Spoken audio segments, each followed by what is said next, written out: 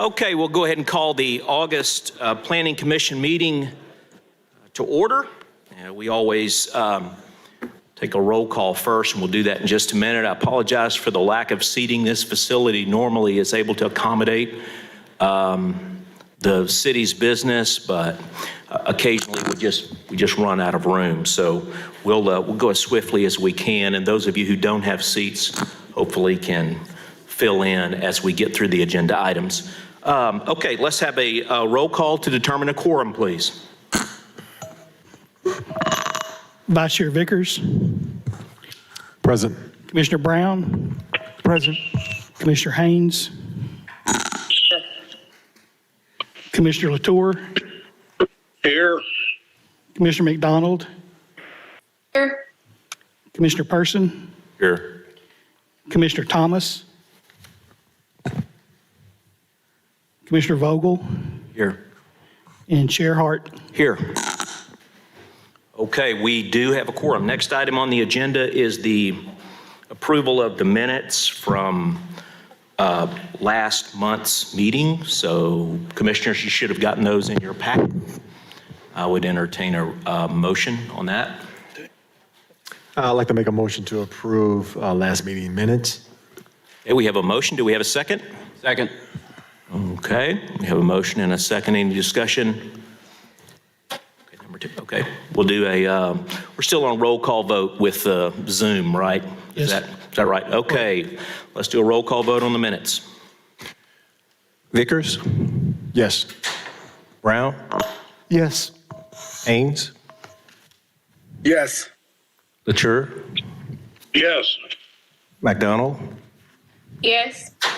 Person, Yes. Thomas, Vogel, Yes.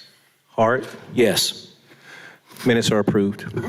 Okay, thank you very much. Showing the next item would be our consent agenda for the evening. So is Monty or who's taking us through that? Monty's going to take us through the consent agenda. Okay? Okay, following is the consent agenda for the Little Rock Planning Commission meeting of August 10, 2023. You have one item on consent withdrawal, item B, file number Z2255C, J-Hook Towing Conditional Use Permit, 5809 South University Avenue. The applicant failed to send the required notifications to surrounding property owners. The application has previously been deferred twice, so staff recommends the application be withdrawn without prejudice. You have two items on consent deferral. Item E, file number Z9795, Queen Beans PDC, northwest corner of Hermitage Road and Autumn Road. The applicant submitted a letter to staff requesting the application be deferred to the September 14th agenda. Staff supports that request. Item 4, Z9807, rezoning from I-2 to R3, 2718 Welch Street. The applicant failed to send the required notifications to surrounding property owners. Therefore, staff recommends the application be deferred to the September 14th agenda. Next are the items on consent approval. We moved item C to the regular agenda. So we'll start with item D, Z5859E, David O. Dodd School Revised CUP, 6423 Stagecoach Road. Staff recommends approval of the requested CUP subject to compliance with the comments and conditions outlined in paragraphs D and E and the staff analysis of the agenda staff report. We moved items 1 and 2 to the regular agenda. So the next item on consent approval is item 3, Z4807V, Discount Tire CUP, west of 16100 Chenal Parkway. Staff recommends approval of the requested CUP subject to compliance with the comments and conditions outlined in paragraphs D, E, and F and the staff analysis of the agenda staff report. Item 5, LU 2023-2001, Land Use Plan Amendment in the Pinnacle Planning District from office and mixed use to commercial. It's at the northeast of the Cantrell Road, Valley Ranch Drive intersection. Staff recommends approval of the applicant's request to amend the land use plan at the subject site from office and mixed use to commercial. Item 5.1, Z9811, rezoning from R2 and 03 to C3, 18404 Cantrell Road. Staff recommends approval of the requested C3 rezoning. Item 6, Z6214A, Madison Heights Phase 4 revised PRD, north of the intersection of West 16th Street and Jefferson Street. Staff recommends approval of the requested revised PRD subject to compliance with the comments and conditions outlined in paragraphs D and E and the staff analysis of the agenda staff report. Item 7, Z9117A, Custom-Made Properties Mini Storage PDC, 2501 South State Street. Staff recommends approval of the requested PDC zoning subject to compliance with the comments and conditions outlined in paragraphs E and F and the staff analysis of the agenda staff report. And one other condition that we put on there is there is to be no outside storage of any kind. Item 8, Z9808, SMH Care and Services PDR, 2222 South Chester Street. Staff recommends approval of the requested PDR zoning subject to compliance with the comments and conditions outlined in paragraph E and the staff analysis of the agenda staff report. And the final item is item 9, Z9810, Lorax LLC PCD 405 East 21st Street. Staff recommends approval of the requested PCD zoning subject to compliance with the comments and conditions outlined in paragraphs D, E, and F and the staff analysis of the agenda staff report. That concludes the consent agenda. Thank you very much. We need a motion to deal with the consent agenda. Yes, I'd like to make a motion to approve the consent agenda and all within. Second. We have a motion and a second. A roll call vote. Vickers, Yes. Brown, Yes. Haynes, Yes. Mature, Yes. McDonald, Yes. Person, Yes. Thomas, Vogel, Yes. Hart. Yes. Consent agenda is approved. Consent agenda is approved. So if you were here to see if one of those items on the consent agenda was going to be dealt with in a positive way, it has been. You're welcome to stay, or you may go. Okay, let's move on to the regular agenda. And Monty, just to make sure we're on the same page. Okay, the order of the regular agenda will be item F, 2A, 10, C, and 1. That's what I have. Okay, thank you very much. Okay, first item on tonight's regular agenda is item F, the Hillcrest Design Overlay District Amendment. We'll let staff have the reading first. The Hillcrest Residential and Commercial Neighborhood Area of Little Rock was nominated to the National Registry of Historic Places in 1990 as the Hillcrest Historic District. Since 1992, the Historic District has not been reevaluated, and the impact of alterations and demolitions over the decades is largely undetermined. In 2020, a survey of the district in phases through a 4-year process has been initiated. The full survey of the district will not be completed until 2025. In 2008, the Design Overlay District was officially adopted to help maintain the built environment in a neighborhood that is rich in history and architectural character and consists of both a vital residential area and a thriving commercial sector. It contains no restrictions on demolition and no regulations of architectural style or character. In 2018, the Hillcrest Residential Association formed a Design Overlay District Committee to study demolitions and the impact of the DOD in Hillcrest since 2002. The DOD committee was formed with both proponents and opponents of the 2008 DOD. The committee had concerns that the existing DOD did not achieve what it was established to achieve for the neighborhood. The committee had 7 members. In 2022, the DOD committee presented its first set of recommendations to amend the current DOD to better address development concerns. Board approved the proposed changes, and a request was submitted to the city to amend the Hillcrest DOD ordinance. City staff arranged a meeting at the Pulaski Heights United Methodist Church on March 23, 2023, and set up a web page in early March 2023 to share the proposals and receive comments from the community. Notices were sent to over 2,300 property owners on March 3rd, 2023. The Arkansas legislator passed a Private Property Rights Act, that's Act 1002 of 2015. This act is designed in part to limit government regulatory programs that might reduce the market value of private property in Arkansas.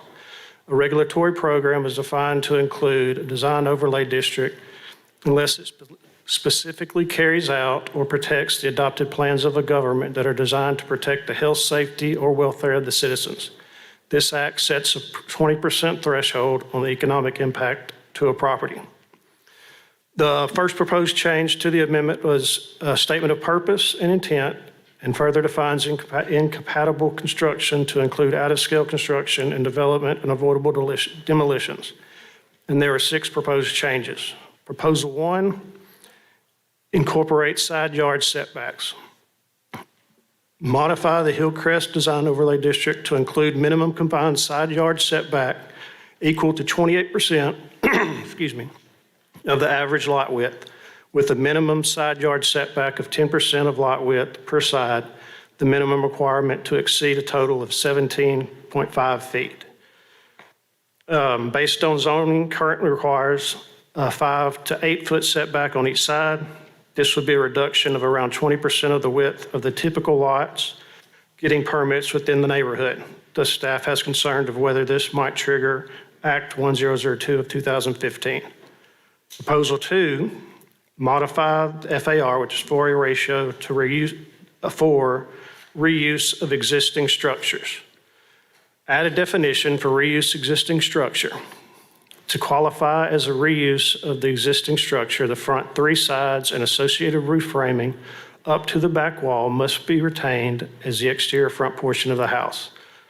Modify the DOD to establish the FAR for additions to existing structures as follows. Single story, 37%, currently it's still for 37%. 2-story, 45%, and it's currently at 50%. Basements and attics located within the reused portion of the structure are not counted against the FAR. The proposal is to encourage the transformation of existing structures in ways that will maintain contributing elevations and existing streetscape. This appears to reduce the allowable floor area ratio to no more than 10%, and with exceptions possibly even less for lot size of typical lots within a neighborhood, which have been seen permit actively. Proposal 3 is to create a floor area ratio for sites without existing structures or sites where there is not a reuse of the existing structure as defined in 37% for single story and 40% for multi-story structures to include all heated and cooled space other than basements or the size of the immediately pre-existing structure, whichever is greater. Proposal 3 works with Proposal 2 and is for sites that would not qualify as a reuse of existing structure, such as vacant lots, demolished structures, or projects which do not retain the front 3 sides and associated roof framing of the existing structure. These sites would have an FAR of 37% for 1-story structures, which is the same as the existing regulations, and a 40% FAR for multi-story structures, except multi-floor structures, which is a reduction from 50 and 55%, including all heated and cooled space except basements. However, the new structure may have the same area as the removed structure, even if it exceeds the 40% FAR. The purpose is to preserve the existing structures and/or scale of the neighborhood and discourage tearing down existing structures that currently define the neighborhood built identity. The proposal would result in a reduction of the FAR by around 20% for lot sizes common in the district who do not utilize the reuse of existing structures option. Thus, staff has concerns about whether this might trigger Act 1002 of 2015. Proposal 4 is to establish typical sidewalk widths and locations. Repair or replace any existing sidewalk as per Municipal Code 3248. Install a sidewalk if half or more of the block determined in linear feet has a sidewalk. The width is to be 4 feet or to match existing walk, whichever is greater. This proposal adds a measurement of a 4-foot wide sidewalk width for the existing sidewalk if wider. This would only be in blocks where there is an existing sidewalk for at least half the length of the block. The purpose of this proposal is to promote the maintenance and improvement of the neighborhood sidewalk infrastructure. The Little Rock standard for a sidewalk is 5 feet in width. This is codified in both the Master Street Plan and the Boundary Street Ordinance of the city. In addition, the city currently has an exception for a single house on a platted lot not requiring a sidewalk or street improvement. Thus, staff is concerned about consistency across regulating documents. Proposal 5, with regard to any non-residential zone property, HDOD should require an entrance facing the front when a building is located with frontage on two sides. The entrance shall face the street having located the higher classification according to the city's master street plan. In the instance that development occurs at the intersection of two collectors and one being Kavanaugh Boulevard, the entrance shall face Kavanaugh Boulevard. Proposal 6, with regard to the existing DOD Ordinance 36-434.14A, it appears there's a drafting error that would allow unlimited floor area for houses of lots larger than 10,000 square feet, which was never intended. The committee recommends deleting the last sentence in that section to rectify the problem, which currently reads, any lot of record or any combination of lots creating a zoning lot of record exceeding 10,000 square feet in existence at the time of the adoption of this section shall have an FAR as described for lots exceeding 8,000 square feet. Assessing the package of proposals, staff believes the proposals would be ineffective in addressing the primary concerns of the neighborhood. The stated purpose, existing and proposed, largely speaks to maintaining the rich history of the built environment and architectural character of the neighborhood and discouraging avoidable demolitions. The proposals do not attempt to regulate or guide building form, detailing, or architectural character. The proposals are not unable to prevent unnecessary demolitions. Moreover, the further limitations and reductions of the possible building area and the footprint by Proposal 2 and 3 might trigger Act 102 of 2015 without achieving the stated neighborhood goals of preservation and compatibility. Staff is not an expert on FARs, reduction of building area, and their effect on home values. Further study is needed into the possible effects of Proposal 2 and 3 in relation to Act 102 of 2015. Staff cannot support the application as filed. Staff recommends denial of the application as filed. Okay, thank you very much. Is the applicant present? Okay, if you'll make your way to the podium, please. While you're coming up, what we normally do here is give 20 minutes to each side. So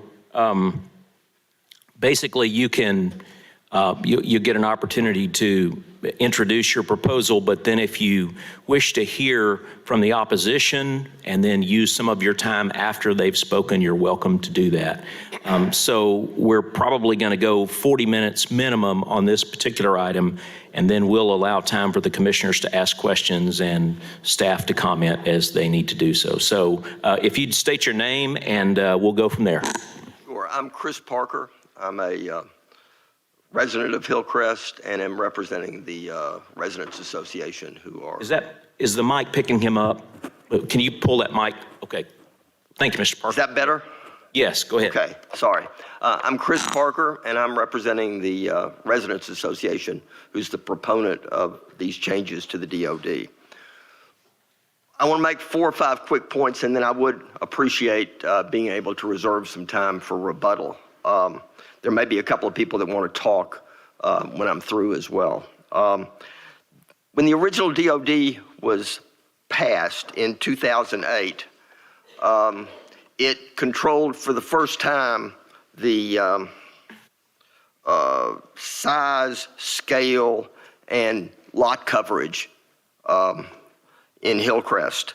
And one thing you can say is that in the last 15 years, I don't think anybody would say that there has been any kind of reduction in residential housing prices as a result of that limitation. In fact, in the last 27 years in the packet of what we presented, there's been a 27% increase in those 6 years. Second thing I want to say is that while it's a little unusual in the city, there's nothing unusual or novel about controlling lot coverage, mass, and scale. In fact, in the original Enabling Act that was passed in, I'm not sure what the arithmetic is, but 65 years ago, by the state of Arkansas, in addition to using zoning to control use, commercial, residential, office, the things that you normally deal with, it put on an equal basis controlling lot coverage, mass, and scale. So this is a tool that is well known and is commonly used in zoning matters. The original provision of the DOD really promoted two issues. One is that it was going to maintain some diversity in house sizes in Hillcrest, which people in the neighborhood felt like was an advantage. And the second is that it would have some tendency to preserve the historic fabric, which the city's in favor of. In the intervening period of time, there has been people in the neighborhood who have felt like that there needed to be some tweaks to that in order to preserve both of those values. And so in 2018, the Residents Association appointed a committee to look at the possibility of whether some changes would better promote those two positions. One is maintaining diversity of house sizes, and the second is tending to maintain the historic fabric of the neighborhood.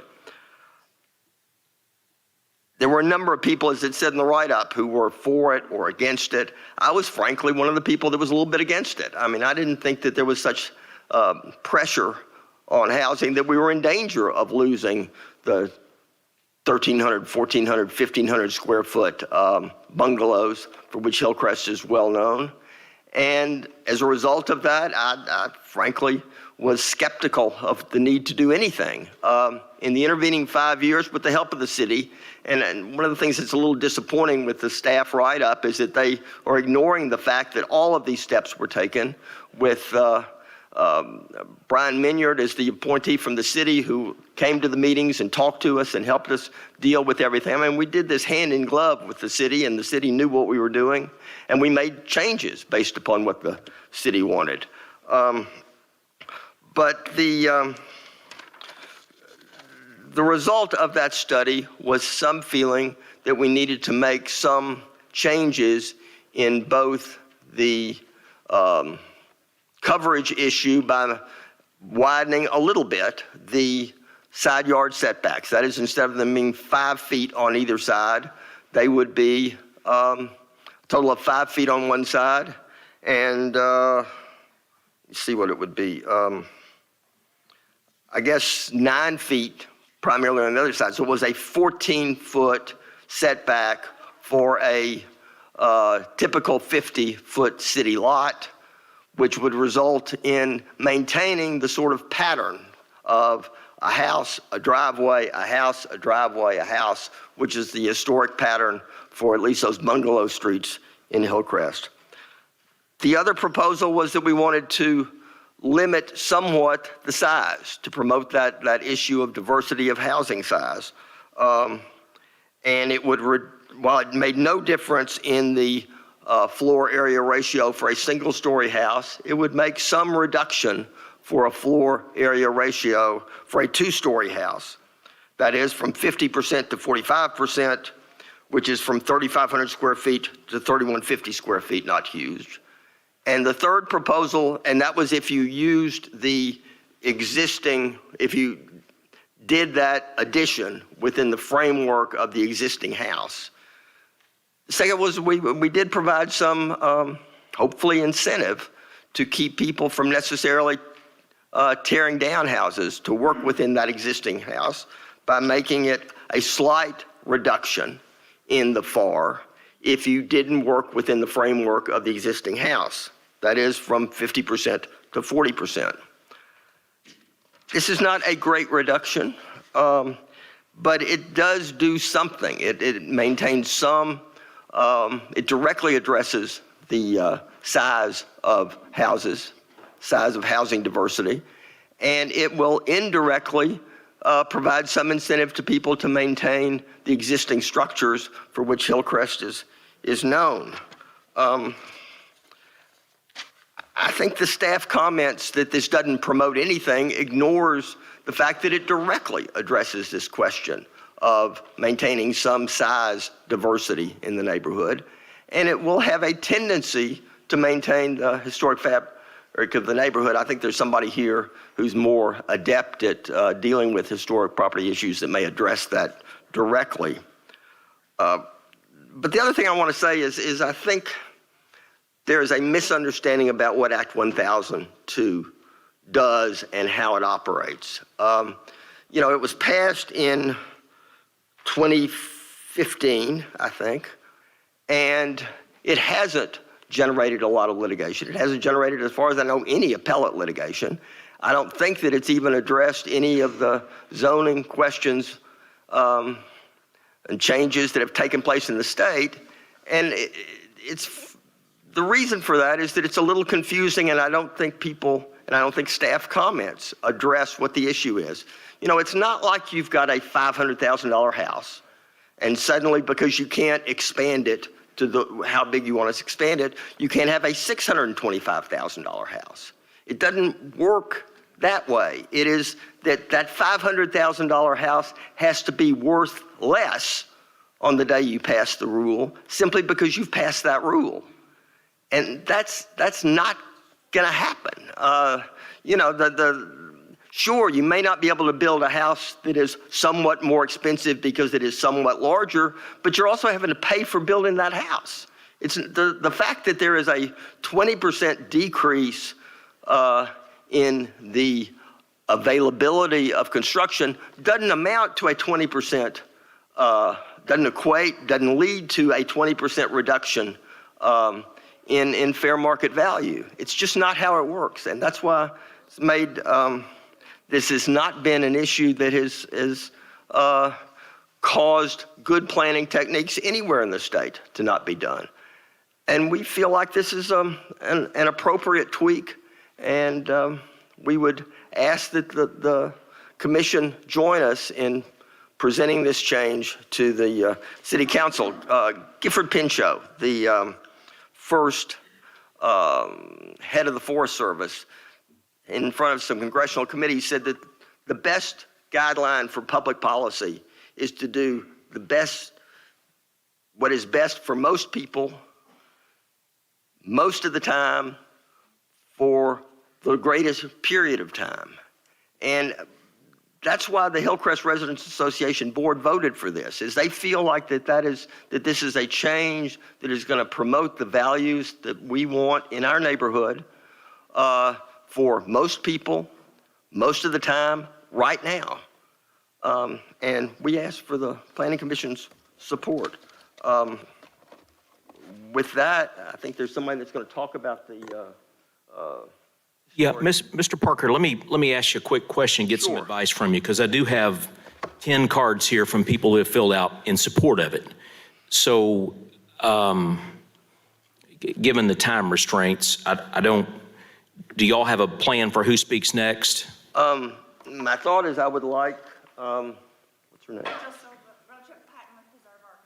Who's going to talk about the historic district, and then I would like to reserve whatever time my fellow proponents will allow me to have for rebuttal. Okay, thank you. Thank you.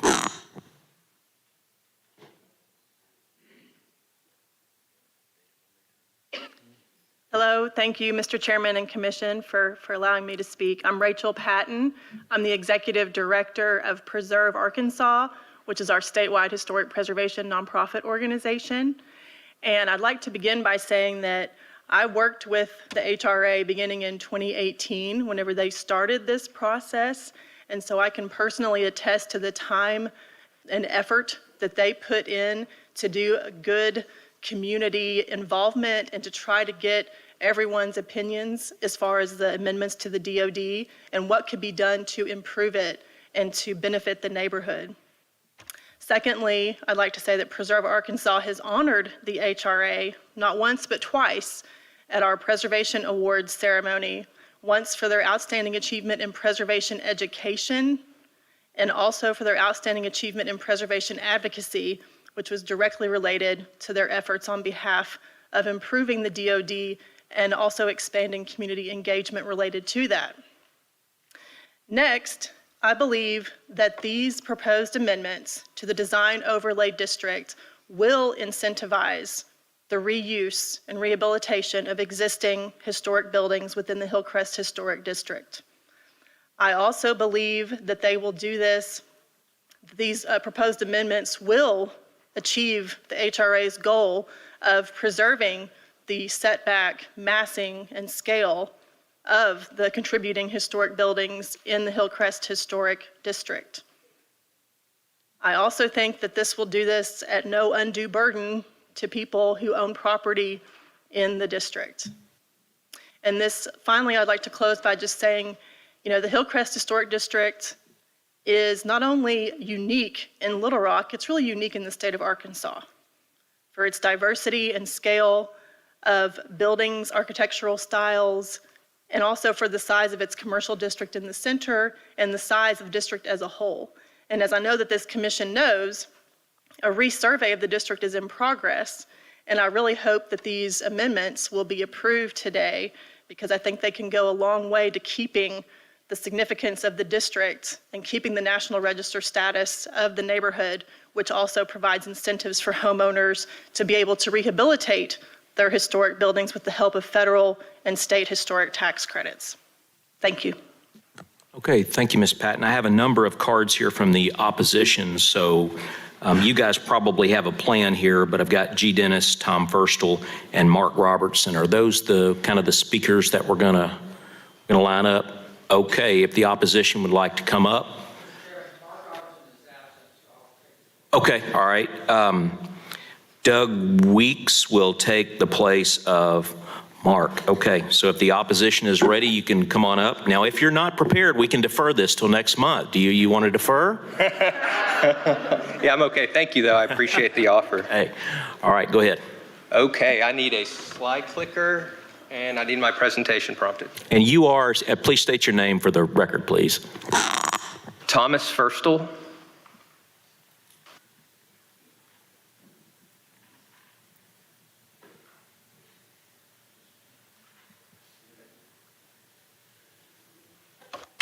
Thomas Firstel. I'm a Little Rock native and a resident of Hillcrest.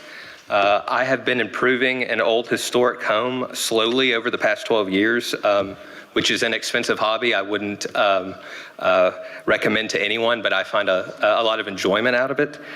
I just want to say that I do not own any income-producing property in Hillcrest. I have no economic ties to this area other than the value of my primary residence. Not everyone here can say that. A little bit about my background. I have extensive experience in real estate as a broker, manager, corporate investor, as a teacher. I was an instructor for the CCIM Institute, traveling around the country teaching professionals real estate finance and investments. I'm also a chartered financial analyst, and I'm accredited in business valuation by the American Institute of Certified Public Accountants. Currently, I am the Director of Commercial Appraisal for the Pulaski County Assessor. I'm not here to assess your properties. I'm here simply as a citizen of Little Rock, as a native of Hillcrest, as someone who adores historic homes and also loves statistics. Let me make a few rebuttals real fast. I believe as Mr. Parker talked about how the original DOD, that there was an increase, he said something between 20 and 30% of property appreciation, and surely the DOD didn't hurt property values. I just want to say that that's not an intellectually honest argument.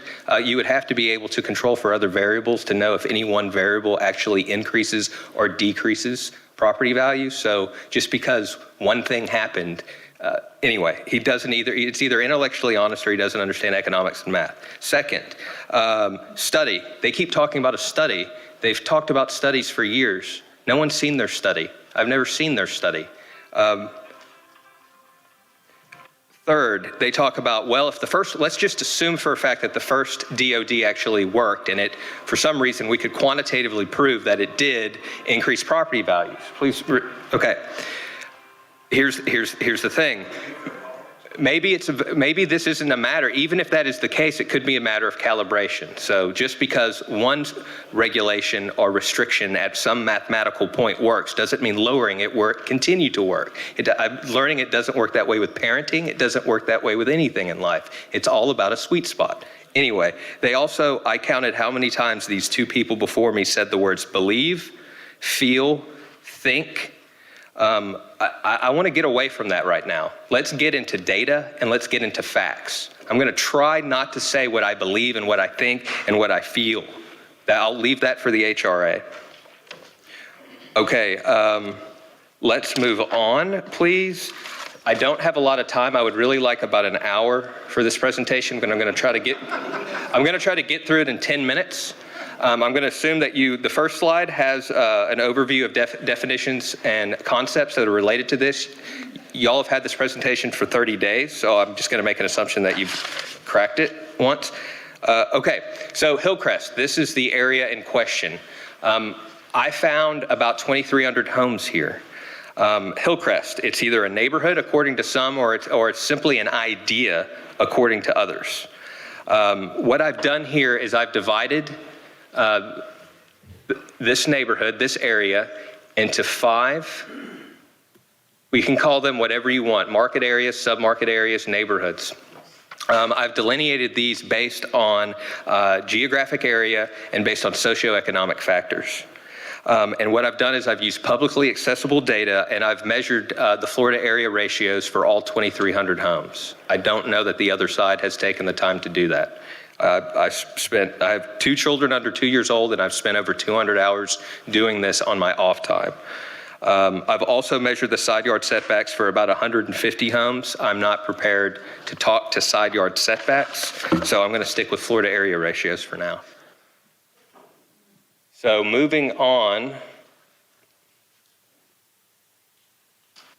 Okay, you're going to see this pie chart a lot. This pie chart has every home, every 2-story home with a Florida area ratio over 40% divided by period. The first one is what's called the period of significance. It's 1890 to 1940.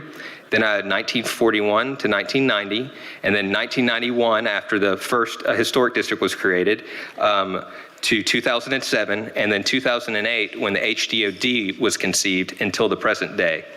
And also the following slides, I've broken this down by neighborhood, but overall, there are 105 homes with FARs above 40%. That's roughly 5% of homes in Hillcrest. Actually, a majority of these homes were built during a period of significance. However, of course, they were added on to. But upon inspection, of the 54 homes built in the period of significance, 16 appear to be in their original or dated footprint. So in other words, 15% of homes with an FAR above 40%, which is what the Hillcrest Residents Association proposed that everyone abide by going forward, for new homes that is, 15% of those were actually built before 1941. The HRA's implication that only newly built homes pop this ratio, and they have implied that with marketing material. This is not the case, and it's unfair to expect newly built homes to adhere to guidelines that have never been completely adhered to over the past 130 years. Okay, next.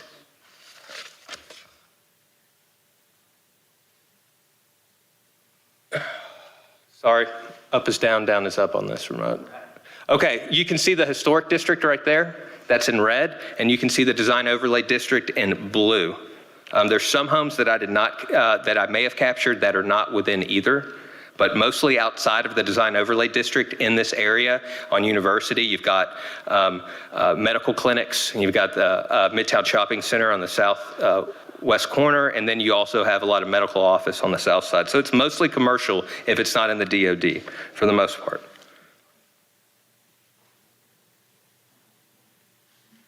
Okay, I've done a heat map of every officer, of every board member, of every DOD committee member that are a part of the HRA.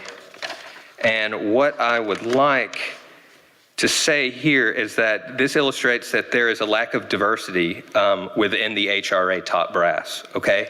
Most of it's in Midland, and so you can really consider Midland the iron throne of the HRA, right? And I do mean this, the view from Midland is different than the view from other parts of Hillcrest, and I mean that both literally and metaphorically. You have larger lots, statelier homes. Census data says that they have more income there. These people are different in a lot of ways than someone who lives in Lincoln Park, south of Fletcher Library. Sorry, that's just the case. But they're the ones who want to make a decision for everyone in the neighborhood.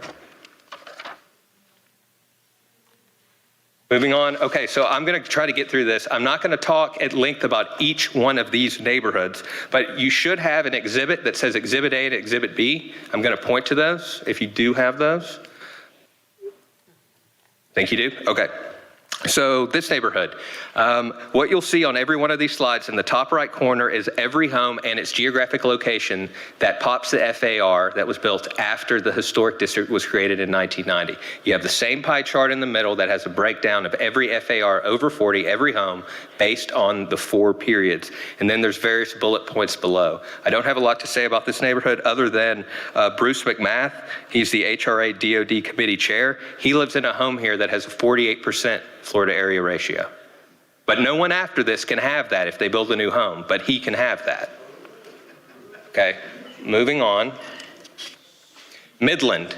Okay, back to Midland. So we've got 27 homes here that pop the 40% Florida area ratio. These are the big homes. These are some of the nice homes.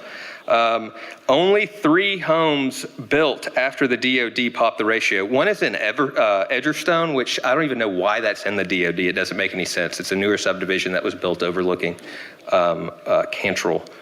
And then not a lot to see here. Not a lot of activity, though Antoinette Johnson, who probably is going to speak, she's the vice president and she is who came up here last month. She lives in a home that has a combined side yard setback of 24%. Remember, the proposed is 28%, and she also pops a side yard setback. So again, why are the 2 people that are spearheading this initiative live in homes that they don't want anyone else to abide by who builds a new home or improves an existing home for that matter? I don't know. Moving on. Kavanaugh, I'm going to skip this. Not a lot to see. There's one house here that pops the Florida area ratio that's overlooking Cedar Hill. There's a couple within it. Here's where a lot of stuff is happening. So I've called this the Holy Souls District. By the way, when I grew up here and went to school here in the 80s and 90s, no one called this Hillcrest. I don't know what changed. I think a lot of real estate agents just started wanting to sell homes in this area and called it Hillcrest. And somehow this became Hillcrest over the last 30 years. That's all I could guess. Anyway, so there's a lot of homes that were built here after 1990 that do pop the 40% Florida area ratio. Though I do want to say that only 2 are actually within the historic district. One is an eco-friendly home. So now we're getting in a debate over historic preservation versus sustainability. The other one just has a Florida area ratio of 41%. Now, as to the rest of these homes, it is regarded as unfair that these homes fall under the same restrictions as homes in the historic district, as these homes are unable to contribute to the district and therefore unable to receive historic tax credits. These residents are currently being regulated without receiving any additional benefits. By the way, the historic tax credit for the state rehabilitation historic tax credit was 25%. Huckabee increased it to 30%. We have yet to feel the effects of that. I don't know why we're trying to make decisions before we feel the effects of that, or after. The city's supposedly going to get around to doing a study, so I don't know when that's going to happen either. Moving on.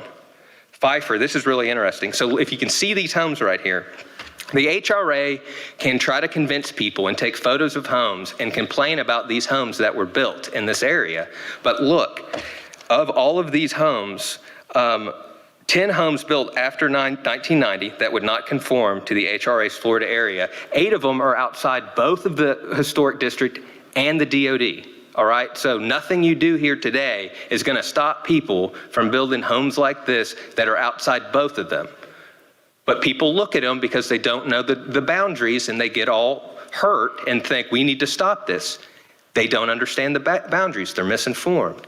The one home that is actually within both has a Florida area ratio of 41%. Not a big deal.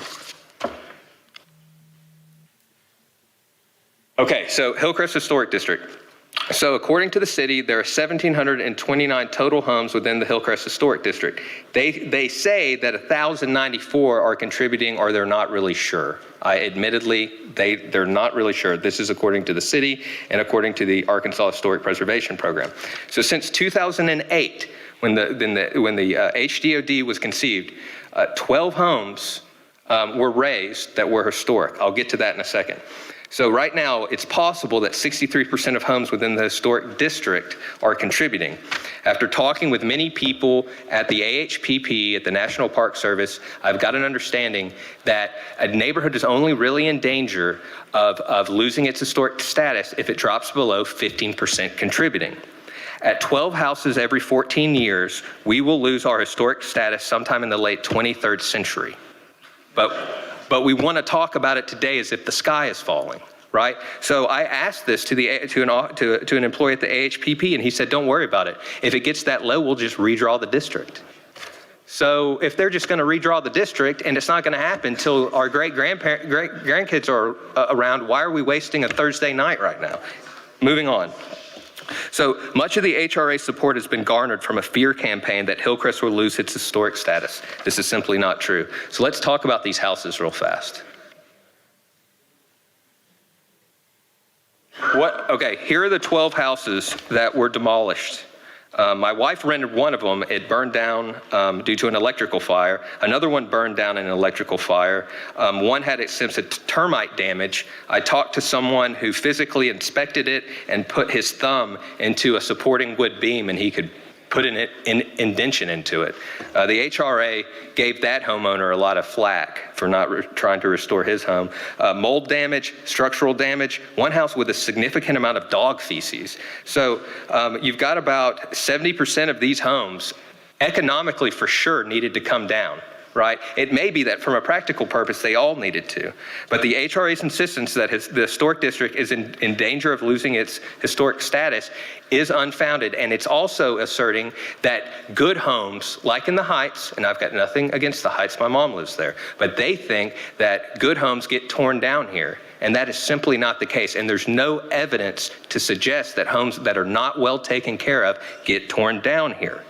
Now let's also, if you look in a column there, it's the fourth column over. It's the new Florida area ratios of the homes that were built in the place of these historic homes that were demolished.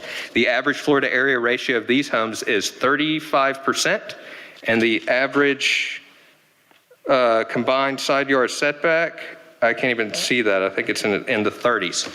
Anyway, both from an FAR perspective on average and both from a combined setback on average, these new homeowners on these demolished historic homes have done a better job at abiding by the HRA's proposals than, again, the two people spearheading this project.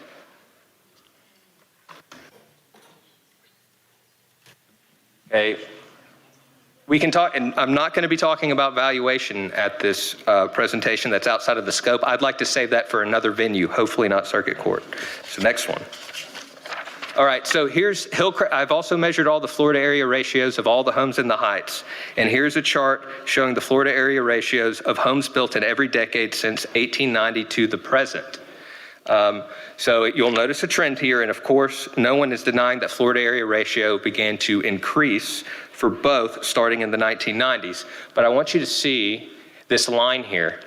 And this line is the historic, when the historic DOD was established. Either because of this or for some other factor, the Florida area ratios in Hillcrest actually declined a little bit. They certainly stopped increasing. I believe Mr. Parker said it's out of control, or that they keep growing, and that the DOD, we need to calibrate it and we need to lower it because it's not doing its job.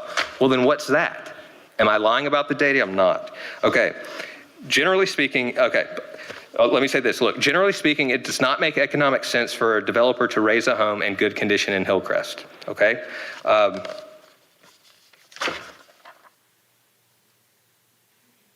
Thomas, you got about 4 minutes left. Just let me know. All right. Look, here are all. Here are all my points.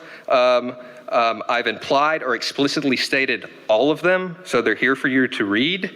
I don't know where the HRA's data is. I think the HRA's dog ate its homework, and they've been trying to convince people with online censorship, with marketing propaganda. They spend a lot of money in marketing, but none in data, none in research. They're spending their capital and labor and sources that don't lead to the truth.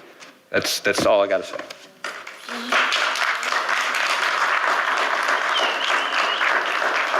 Okay, you want to go ahead and present now in opposition, or do you want to wait and save that time? However you want to do it. Say that again, Todd. Do you want to save that time or go ahead and present now? I'll go. I've just got a couple Okay, things. all right. All right. G. Dennis, I have lived in Hillcrest since moving to this great state about 17 years ago. I'd like to preface my remarks that my disapproval of this proposal today is really fundamentally about the process and I think the quality of the product that's been presented today. We all here in this group that oppose want what's best for Hillcrest. We want to preserve its historic qualities. We have that same goal. We simply do not believe that what's been proposed here today is a very effective way to achieve that.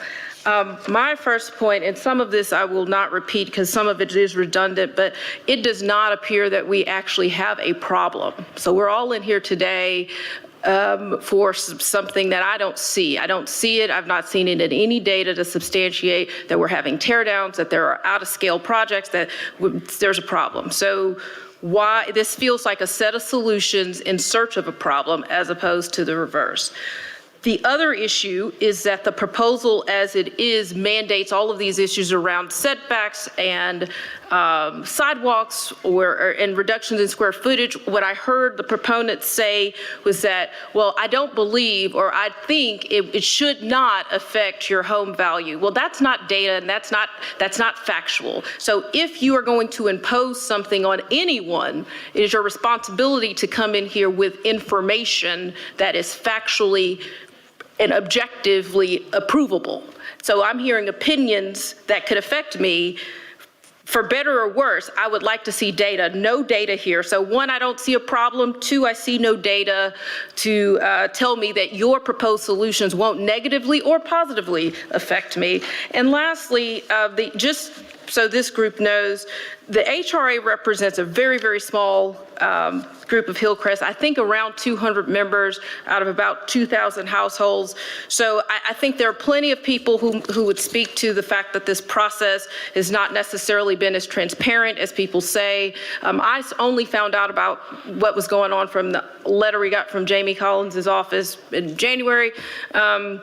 And I've lived here a long time. I think that we live in a multi-generational community where a lot of things are going on, and I'm not sure the efforts to inform and get a collective, diverse opinion on this matter has actually been the case. I feel it feels like the process has been a little bit closed, and if there is actually an issue that we can prove, we all want to be a part of that solution and not have one group trying to force the matter down our throats. Thank you. Thank you. Okay, does the applicant want to come back up and rebut? You've got 8 minutes for the applicant. You don't have to, but Well, let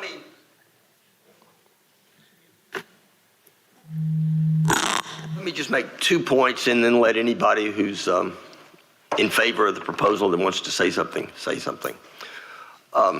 First of all, the question of property values came up because the city, in their response, said that they were worried about Act 1002. I mean, I agree with Mr. Firstel that there are a multiplicity of factors that apply to create fair market value, but the biggest one is the interest rate environment. And so I don't think anybody is ever going to be able to establish a case of a problem under Act 1002. The second thing is the fact that there are some houses built during the significant period that had a FAR ratio that exceeded the 40% is irrelevant under our proposal because we say in the proposal that if the house exceeded the 40%, you can build back that size. I think there's just a lot of misunderstanding going on with the fact that these are simply tweaks to an existing thing. And with that, I think anybody that wants to talk while our time. I have several cards here, so I'll just start calling out the names of the people who support, and if you would like to come to the podium, I've got 3 Crawfords. You may all be of the same family. I'm not sure. Alex, Charlotte, and Paul Crawford. Do the Crawfords want to speak, you have time.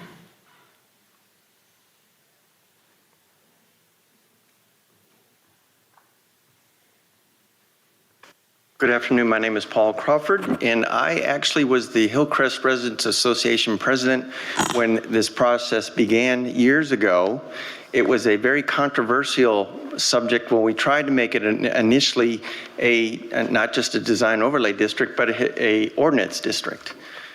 We experienced a lot of opposition during that process, and as the result of that, we ended up working with a lot of the opposition and the city to come up with an ordinance district that worked for the entire neighborhood.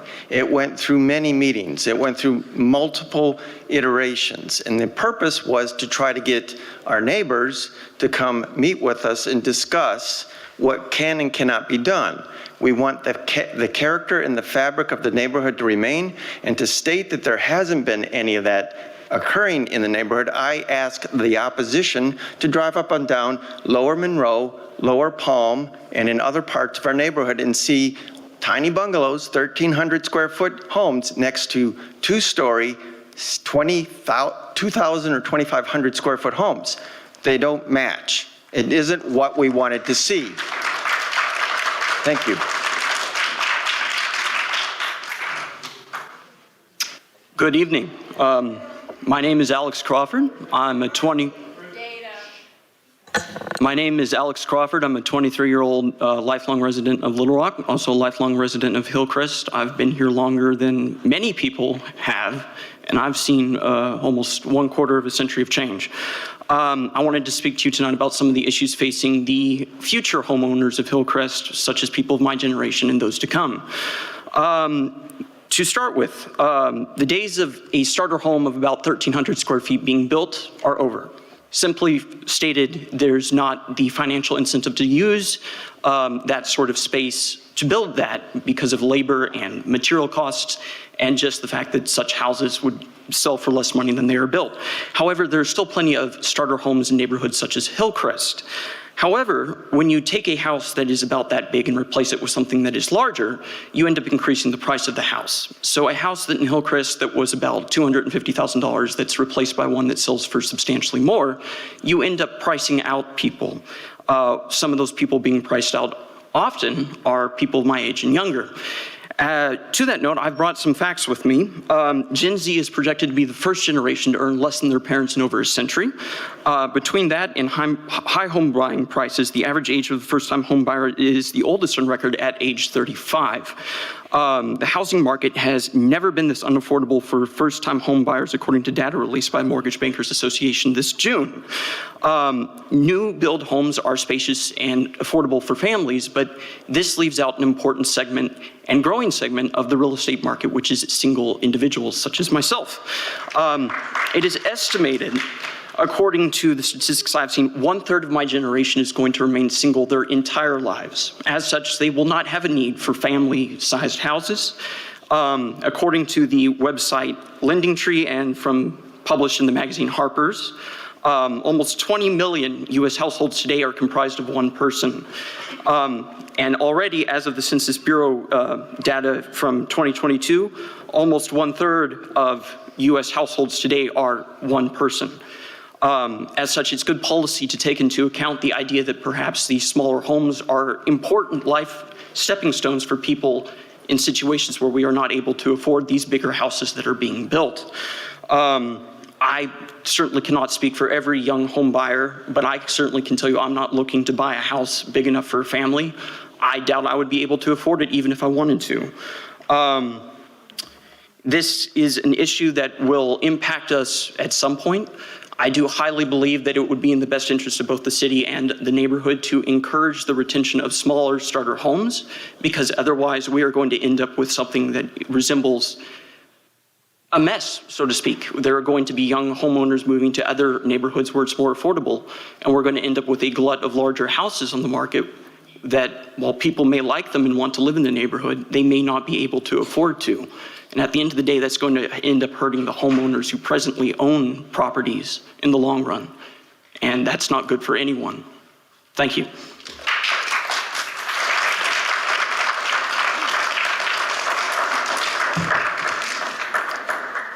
Good morning, or good evening. I'm Charlotte Crawford. I'm a Hillcrest Historic District resident, and I support the proposed DOD amendments. They will help retain the charming character of the Hillcrest Historic District neighborhood, its original scale, its historic architecture, and many of the things that make living in the Hillcrest Historic District unique now and in the future. Please support the character, originality, and the uniqueness of the Hillcrest Historic District and vote yes on the proposed DOD amendments. Thank you. Yeah, okay, how much time is left, Commissioner Bogle? How much? We've got Ann Ballard Bryan, Bill Rector, Luke Kramer, Carol Young, and Dr. John Graves. So, and we've got a couple minutes left. So, Ann Ballard Bryan, did you want to speak tonight? Okay, all right. Bill Rector, did you want to speak tonight?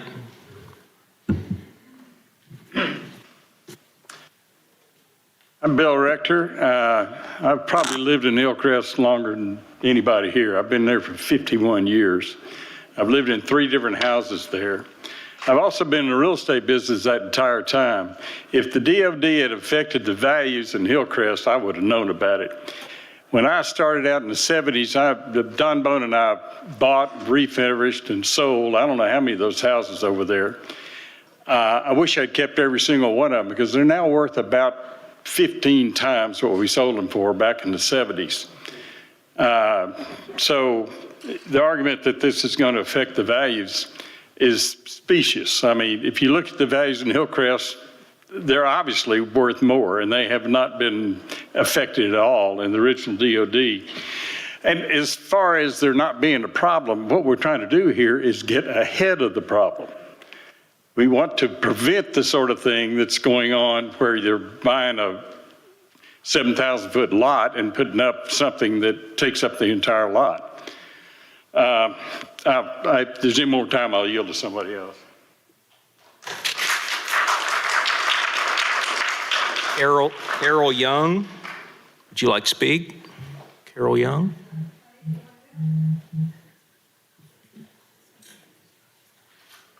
Thank you, Mr. Chairman and Commissioners. I am Carol Young. I have lived in Hillcrest in a restored 1916 Craftsman bungalow for over 20 years. I come as a strong advocate for historic preservation. Hillcrest is lucky. In addition to the Craftsman bungalows, we have beautiful examples of Victorian homes and Tudor, Spanish, and colonial revival architecture. These old homes cannot be replaced. The old growth framing timber, the quarter-sawn oak flooring, and the craftspeople of the earliest 20th century just aren't available anymore. If the homes in this area are not, from this area are not valuable, why are there books and magazines and Facebook groups and television shows all about the dedication to preservation? There's also the issue that landfills are full of building materials from teardowns.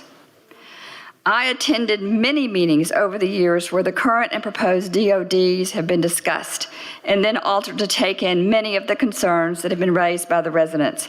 I don't know where the people have been who say they've never heard of the DOD until now, and that think that just a small group of people are affecting changes to their property. These guidelines are not onerous. Residents can still enlarge their homes. They can gut the inside and make a super modern open floor plan should they choose to do so. They can paint the exterior of their home however they want. And most importantly, they can always apply for a variance if need be. These historic homes were built to last, and they have, and they should. I ask you to please support this amendment to the DOD.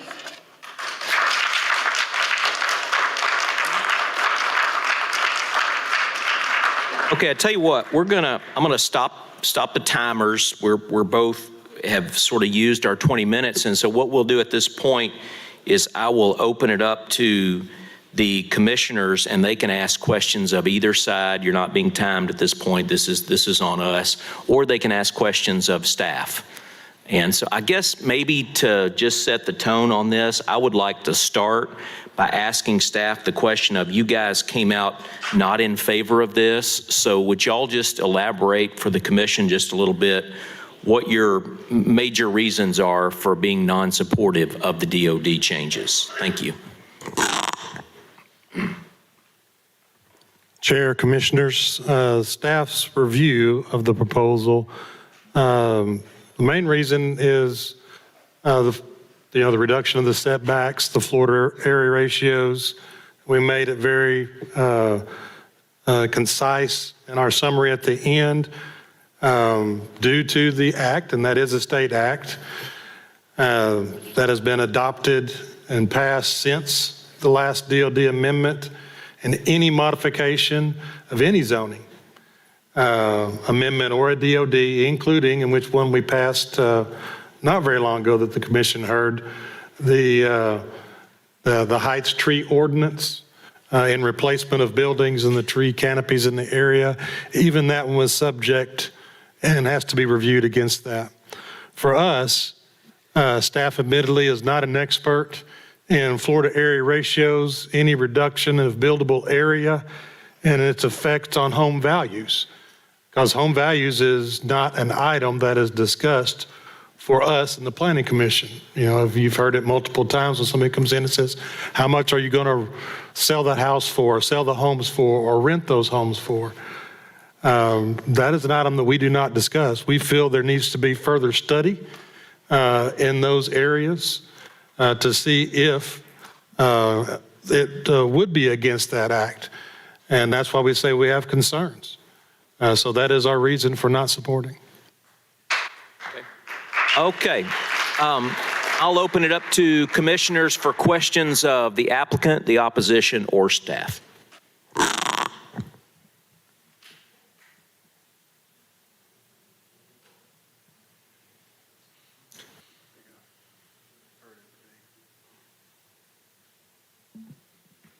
Even our attorney can speak if he wishes. You're reaching for your mic, so. Get it away from my mouth. Okay, Mr. Brown. Well, Mr. Overton, I would like to know what, if there is a city attorney opinion regarding this act that is in question. No, as it was stated earlier, there has not been any court decisions in regards to the act. And the way that the city has treated it in the past is we don't necessarily consider economics as our priority when you're making your decisions. You want to tie them into public safety, health, welfare, noise, and traffic. But because of the act, and because we don't have an appraisal, we don't know what increasing or decreasing these floor area ratios would have possibly on a particular property, or even if the act would apply in this case. But I don't want to put you in the position as acting as circuit court judges deciding whether or not this should be decided based on property value, but it's certainly something you could consider.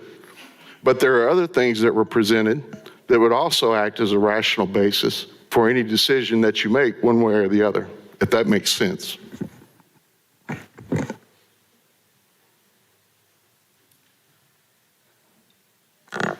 Questions from commissioners?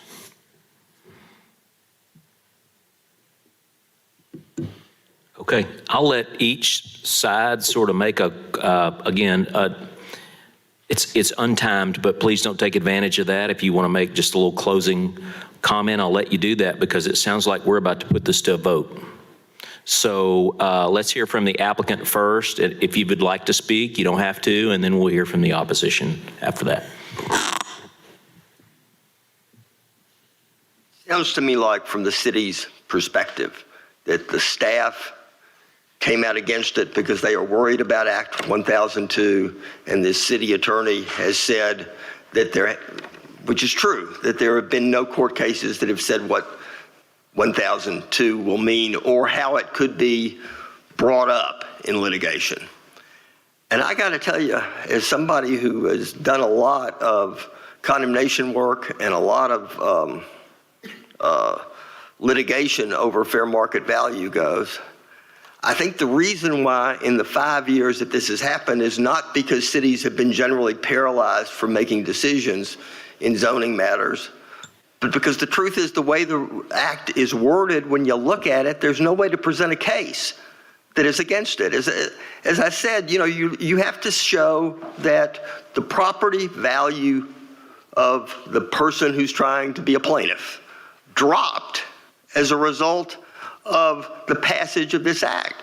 And there's no way to do that. You can't go in and say, which I think is what in a context like this people want to say, well, you could have had a $500,000 house, an example I used. You could have had a house of $625,000, and therefore there may be a 20% drop. It's not based on that. It's not based upon your aspirational, what you could have done with the house. It's that $500,000 house dropped because you passed this act. And there's no way to prove that. I mean, Mr. Forstall is an appraiser, and he's exactly right that there's a multiplicity of things that affect fair market value. But the biggest one is always going to be the interest rate environment for residential stuff. And the city attorney is always going to be able to show that any comparables that come out and try to be twisted into saying that it's an effect on property value are because of some other factor and not simply the act. The act hasn't been used because the act doesn't make any sense, and the act isn't a practical way to bring a lawsuit. Thank you. Okay, does the opposition want to make a statement? Yes. Very quickly on the act. I guess I don't have all the qualifications that Mr. Forstall does, but I do have a law degree and I am licensed to practice in the state of Arkansas. I do believe it will be violative of the act because when you look at the implementation of it and the further restriction, and they're talking about, I also think it's a bigger problem of when you look at how the act's applied, it's not going to be just the changes in the DOD, it's going to be the DOD as a whole against the non-DOD, and that's definitely going to reach the 20% mark. But on top of that, I want to rebut some other things. They talk about diversity of size, but they don't want diversity, they want what they want. Because when they get up here, they talk about what they don't like. And I want to say that as the opposition, we don't care if they want a bungalow. That's great. I don't care if there's a bungalow next to my house. That's okay. I'm not going to tell them what to do with their property. I'm just asking the same. And I want to talk about my house. My house, which they dislike, that they like to talk trash about on the internet. It's a house they don't like in Hillcrest. Just so you know, it is under 40, it is a 2-story house under 40% FAR. I'm at 39%. But it's too big for them because they don't like it. Now, my house is not in the historic district and it was not historic, but I am in the DOD, so I'm subject to all the restrictions. Now, I went to remodel my house, and when I remodeled my house, I found out, to be polite, it was a POS, right? We took down the sheetrock. It was built in the 40s. I had all my studs were on 24-inch centers instead of 16. I had 2x4 trusses. I had terrible electrical stuff. I had terrible plumbing. It was terrible. So it was actually cheaper on me to knock the house down and rebuild it than to try to figure out how to hobble together something to bring it up to code. And I'm not historic, and I am not in the historic district, but I'm still subject to the DOD. And hey, I've got, it is going to be hard on Gen Z. I have 4 kids, and I want to live in Hillcrest. If this passes, I no longer get to. I can now because my house is fine. This doesn't apply to me. I've already rebuilt it. But I'm saying I want kids on my street. I want families to be able to live in Hillcrest. I also want single people to be able to live in Hillcrest. I'm okay with everybody. And I think that's what we really need to look at, is they are saying this is what we like, we dislike other things, and therefore it's not okay. And I find that unacceptable. They can do whatever they want with their house, and I'm just asking the same. We just leave the DOD like it is. We already have something in place that will protect Hillcrest, and it's fine, and I think we should just leave it that way. Thank you. Okay, real quick. Can I add one small remark? Mr. Chair, can we get the last speaker to come back up and state? Yeah, we need your name. My name is Brandon Halbert. Okay. I think he did fill out a card, I believe, yeah. Okay, just one small comment. This is Thomas Firstall again. Before I'm done restoring my historic house, most of the original material will not be in it. Right? Like, how old is a 500-year-old wooden ship? Well, the average age of all the material in it could be about 15 years old if it's in good condition. Yes, I'm going to be keeping the heart pine, and yes, I'm going to be keeping a few things. But for the most part, when I'm done with my home, 95% of it will be brand new, but I'm still going to get historic tax credits for it. So, this whole thing doesn't make a whole lot of sense. Just saying that. Okay, I appreciate both sides. I appreciate your patience as we sort of go through this process. So what's about to happen now is one of the commissioners will make a motion, and we always make our motions to approve the item, okay? So that way the commissioners don't get confused about voting yes versus no. So the motion will be made in the affirmative to approve, and then we need to make sure that we put that caveat at the end with all of, I guess, without except staff's recommendation that it be denied. That makes sense? And so then when commissioners vote yes, it means we're in favor of the DOD. When we vote no, it means we're not in favor of the DOD changes, okay? Clear as mud? Commissioner Hart? It'll become clear in just a minute. Commissioner Hart? Oh yeah, Alicia, go ahead. Hi, I just wanted to mention that last time I had to recuse, and this time I'll be recusing as well because I have property in this district.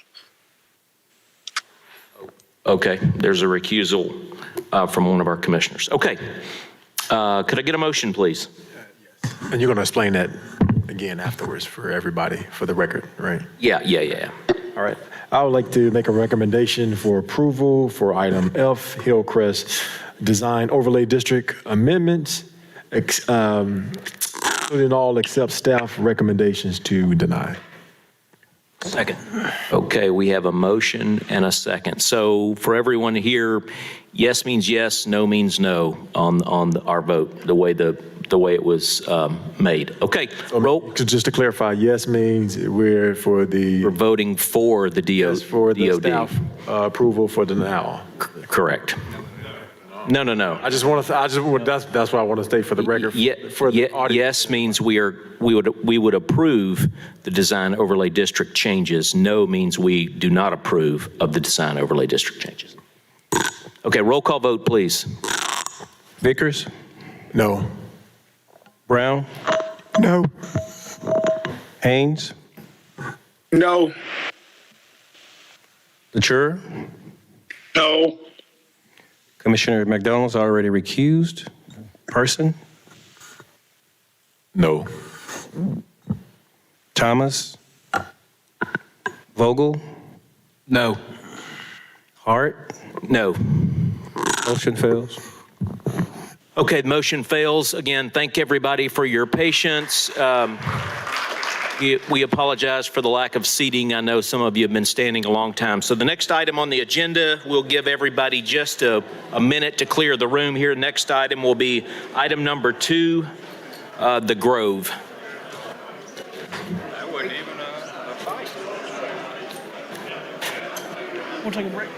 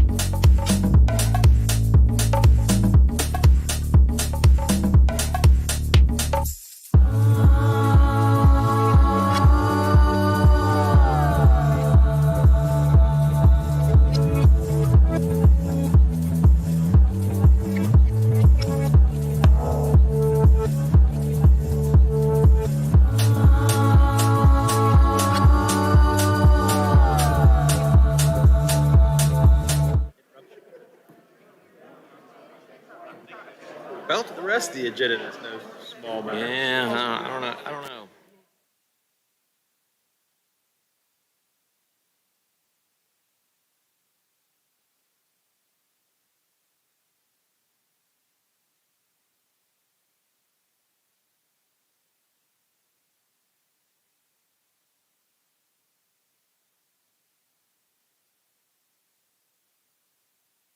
In 1 minute.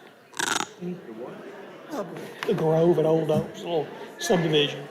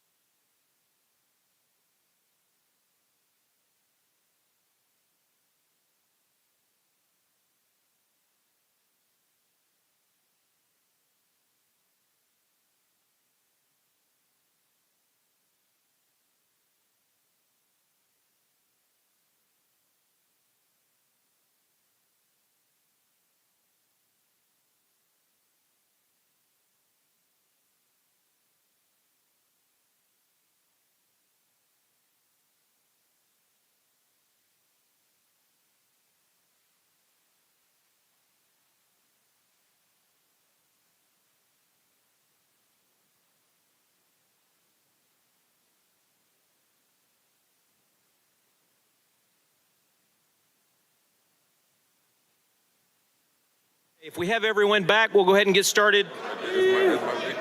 Item number 2, if you were here for the Hillcrest Design Overlay District and you're still in the room talking, if you would please exit to the hallway, please. We've got other business to conduct. Hello.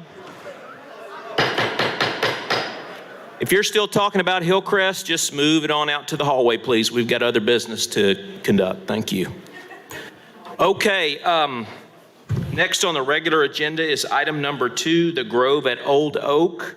Would staff read their report, please? Item number 2, file number S1882A. This is the Grove at Old Oak preliminary plat located at the north end of Old Oak Drive, west of Black Street. The applicant proposes to subdivide 3.46 acres of property into 14 lots for single-family residential development. The applicant provided the following information and description of the project. The developer for this project would like to subdivide this property into a 0 lot line patio home development. This project contains 3.46 acres and is located northeast of 4703 Old Oak Drive. The lot sizes proposed are approximately 1/10 of an acre, and the developer is proposing, again, 14 lots. The parcel is currently zoned R2. The applicant is proposing to connect Old Oak Drive to Black Street as required by the master street plan. Sections 31, 232, and 234 of the city's subdivision ordinance provide the requirements for 0 lot line developments. I won't go through those specifically, but I will say that the proposed lots conform with the minimum lot width, depth, and lot area requirements. The applicant is also requesting a waiver of half-street improvements to Black Street as follows. The developer will dedicate 1/2 of the required right-of-way for Black Street as required. The bridge is out on Black Street south of Cantor Road, and we understand that there are no plans for funding to replace the bridge. Since this development doesn't have any lots that front on Black Street, it doesn't appear that there are any justifications for the developer to construct these improvements.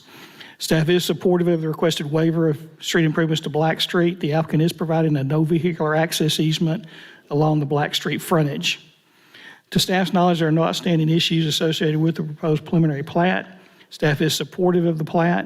The proposed plat is for 4 single-family lots per acre of property, which is under the typical single-family density of 6 lots per acre.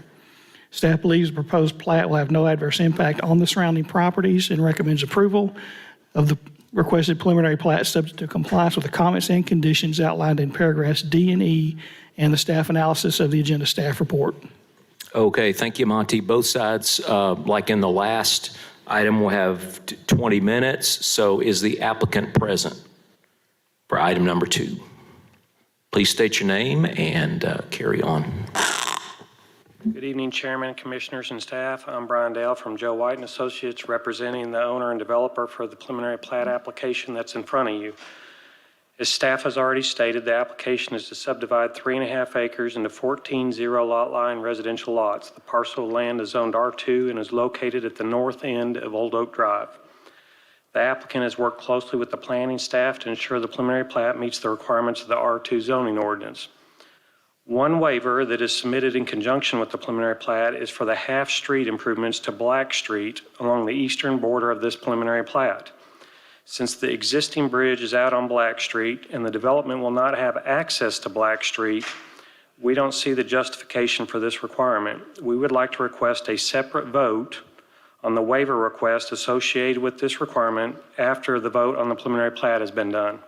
We'd like to reserve the rest of our time to respond to any issues that are brought up regarding the proposed project, and thank you for the time to introduce our project.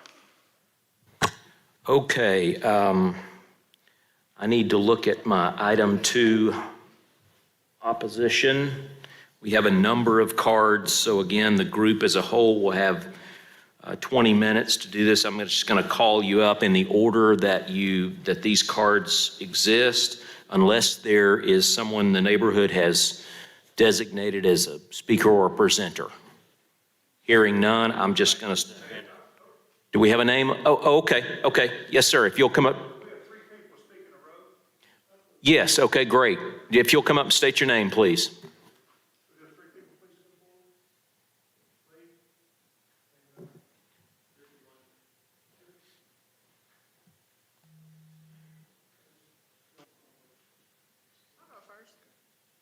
Good evening.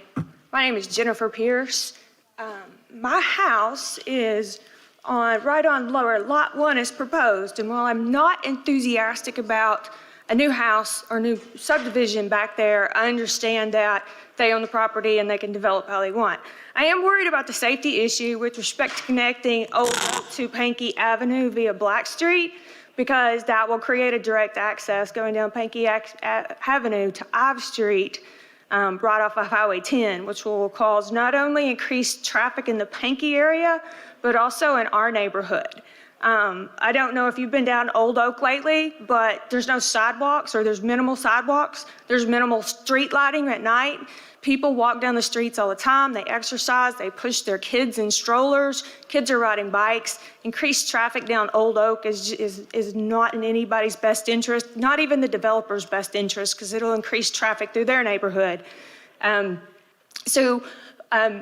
While I am opposed to the new development, if we could get a gate back there to block access to Pankey Avenue that's only open to emergency vehicles, I would withdraw any objections I have. Thank you.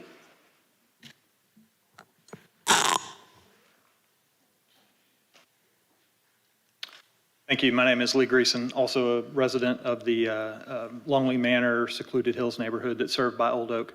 I echo her concerns that there's already a lot of traffic on 3 sides of us. We got 3 arterial streets. We've got in Cantrell, Taylor Loop, Henson. Lots of traffic. The light at Taylor Loop and Henson backs up every day. Taylor Loop and Cantrell. What this cut through the connection of Old Oak to Black Street, as stated before, provides it's not as straight as if Black was a contiguous street, but it could be sometime in the future. But that connection is going to allow people to shortcut that light at Taylor Loop, and that's going to come through our neighborhood. So I understand the master street plan requires a connection there, but that master street plan, as a collector-sized street, is really going to be more of an arterial function in reality. And so, as it was also mentioned, the lack of contiguous sidewalks. The sidewalks switch sides of the street. In order to walk on Old Oak Drive, you have to switch sides of the street. You have to walk in the street because some houses don't have a sidewalk, and then all of a sudden the sidewalk reappears. Long story to say, we are against a cut through, any connection between Cantrell and Henson that runs along Old Oak. But we are, at least me and others, are willing to support a development that limits access. And as was mentioned, a gate with a Knox box is a great solution that we feel like would allow the development to happen, minimize our through traffic into the neighborhood, and also allow city access to that backside of the neighborhood that they currently don't have. Thank you.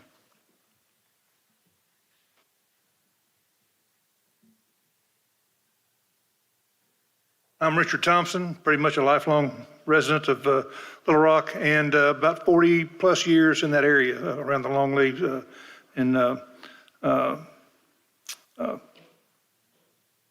Secluded Hills area. I want to thank you, commissioners, ladies and gentlemen, for the opportunity to voice our concerns about the subject at hand.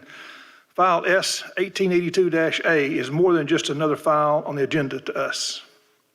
It is our 24/7, 365 home to our families of all ages, who not only drive the streets, walk for exercise, therapy, and recreation, but also walk with our children and teach them to ride bikes safely. We walk our dogs, we cross streets to visit our friends.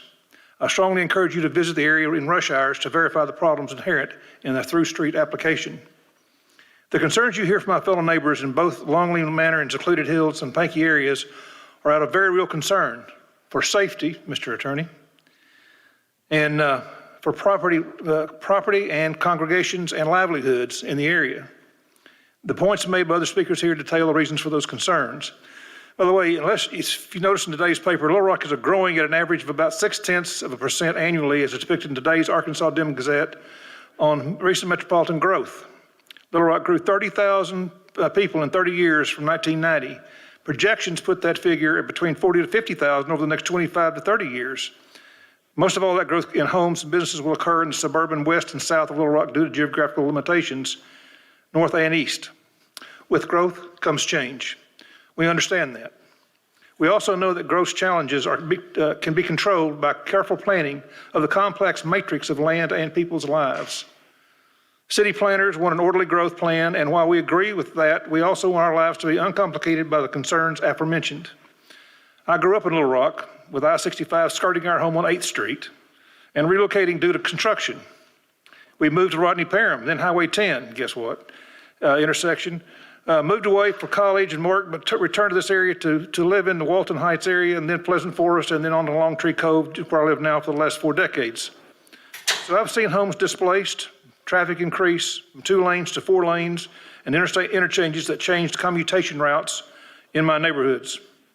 The coming changes with the RDOT plans for a divided highway on Highway 10 to the ranch area is certain to play into this plan. That just outlines my personal journey, but there are hundreds of other people's journeys here in this room and in the neighborhood to be considered. We welcome a well-planned, minimal disruptive change. We realize this deceivingly simple project could become a daily racetrack shortcut nightmare if not handled with great care. A through street is inevitable once the concerns we voiced today are acknowledged and worked into the plan for the safety of all residents. We're strong advocates that Old Oak or Grove be walled off or gated with a Knox box until further development of the area is considered. We trust you are responsible leaders and will protect us and our children from harm. Thank you. Thank you. Sonia Thorns, do you wish to speak? I have a card here. Okay, here she comes.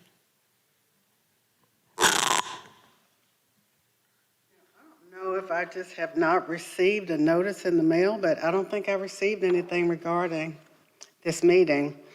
I'd like to say that I am against it. I feel like Pankey is being gutted enough with the Department of Transportation coming through Council Road. We're having to make some sacrifices there for sure. A lot of you are talking about, building new homes and adding on.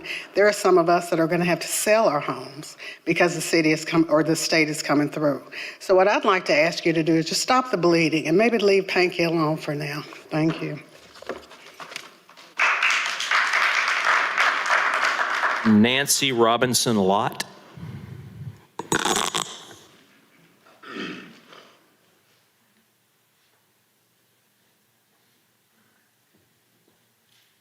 Good evening, Commissioners. I'm Nancy Robinson Lott. I am a historian. I say I own Pankey because I fell in love with Mrs. Josephine Pankey and what she did for our community. So, your project I welcome your project. I think that's a great idea. We love growth, but not on our street, not Pankey Avenue, and not coming through Pankey. We need improvements, but we need Black Road repaired. The Little Rock, you all have ignored Black Road and that bridge for years. For years. We can't afford to put a bridge in. Like Old Oak, we have no sidewalks on Pankey Avenue. We have sidewalks on one side of the street of Ives. And the sidewalks we do have, you have to look very hard because the city's not taking care of them and they're all covered up and broken up. We walk in the street when we go to church. Our seniors walk in the street. Our families meet in the street and talk, just like on Old Oak. It's a community, and it's just not a good plan. So I stand in opposition to the plan to go through Pankey Avenue. Please, the shortest distance between 2 points is to bring this subdivision out to Cantrell on Black Road. That will give them an exit to Cantrell. Bring it straight out to Black Road. Repair the bridge, please. Thank you. Okay. Lee Greason. A card already. Andy Hill.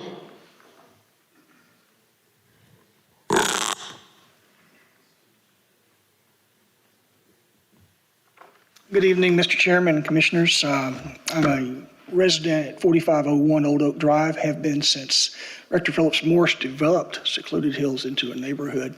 I think we were the second or third home built there.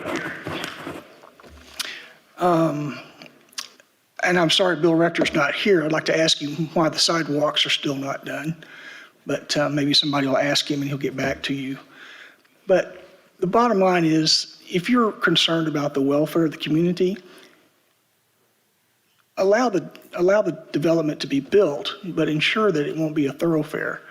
I think the young lady's comment earlier about the Knox Gate is an excellent suggestion. Another thought might be a cul-de-sac development. But there are options that you can exercise control over tonight. And I would urge you to think about your children on their skateboards or their bicycles. And would you want the volume of traffic, which has been brought to your attention, which I can certainly offer my testimony as well. Would you want your children exposed to that? Thank you. Jonathan Kazemi.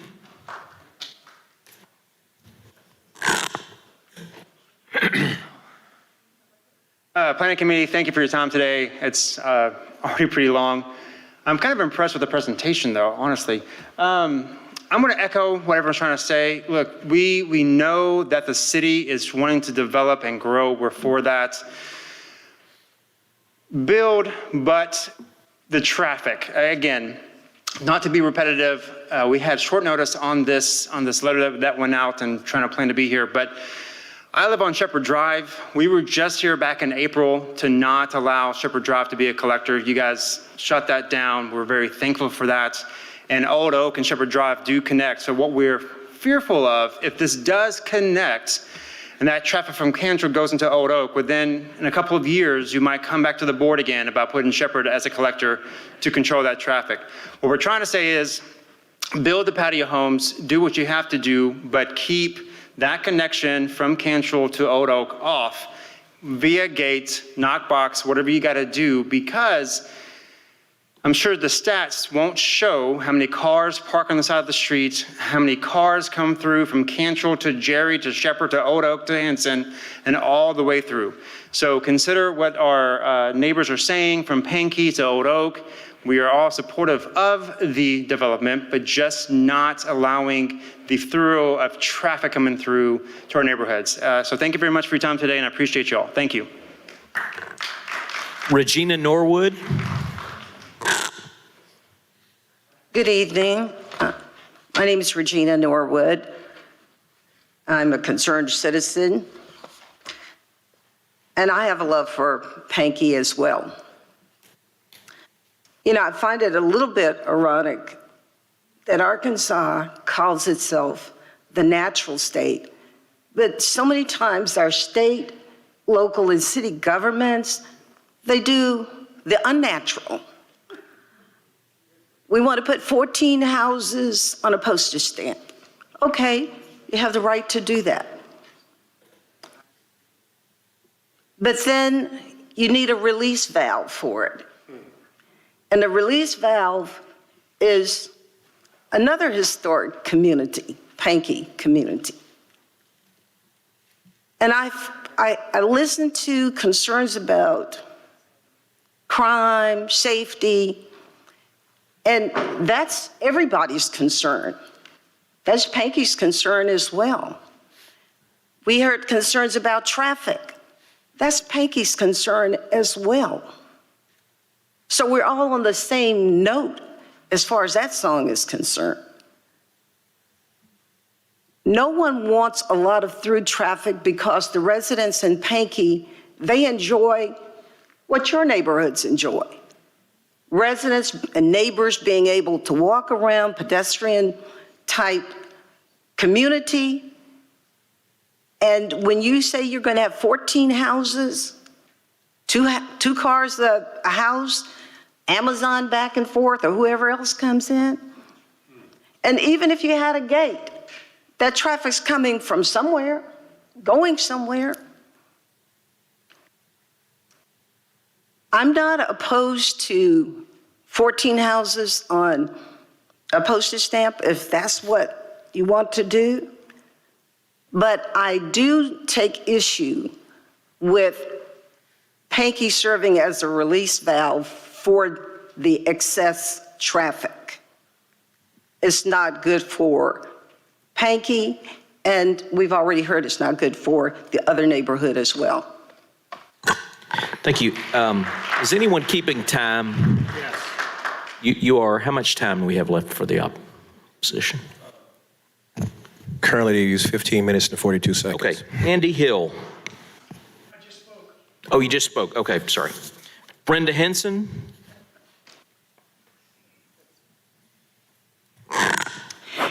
Good evening. I'm Brenda Henson. I'll make it short because everything I need to say has been said. I just want to make a note, an observation. When the city consumed the Pankey area, they refused to even pave Black Street.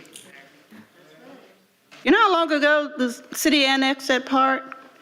Well, you refused to even pave Black Street because it only served a community that was not important to the city, except as acquiring it for future development. Of course, the persons in Pankey were not a part of the plan. And so now you have a proposal here that not only affects Black Street, but you refuse to pave it and open it up to Cantrell, which is where the traffic should be going, not through Pankey residential area. And last card, Wally Hall.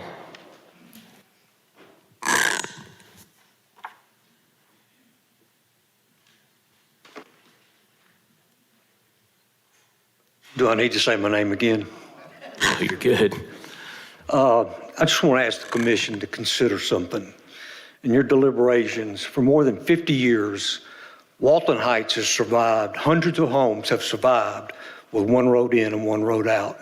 And you're being asked to give 7 duplexes 2 ways to get in and out. I don't get it. Okay, that's all the cards that I had in opposition, so we'll let the applicant come back up.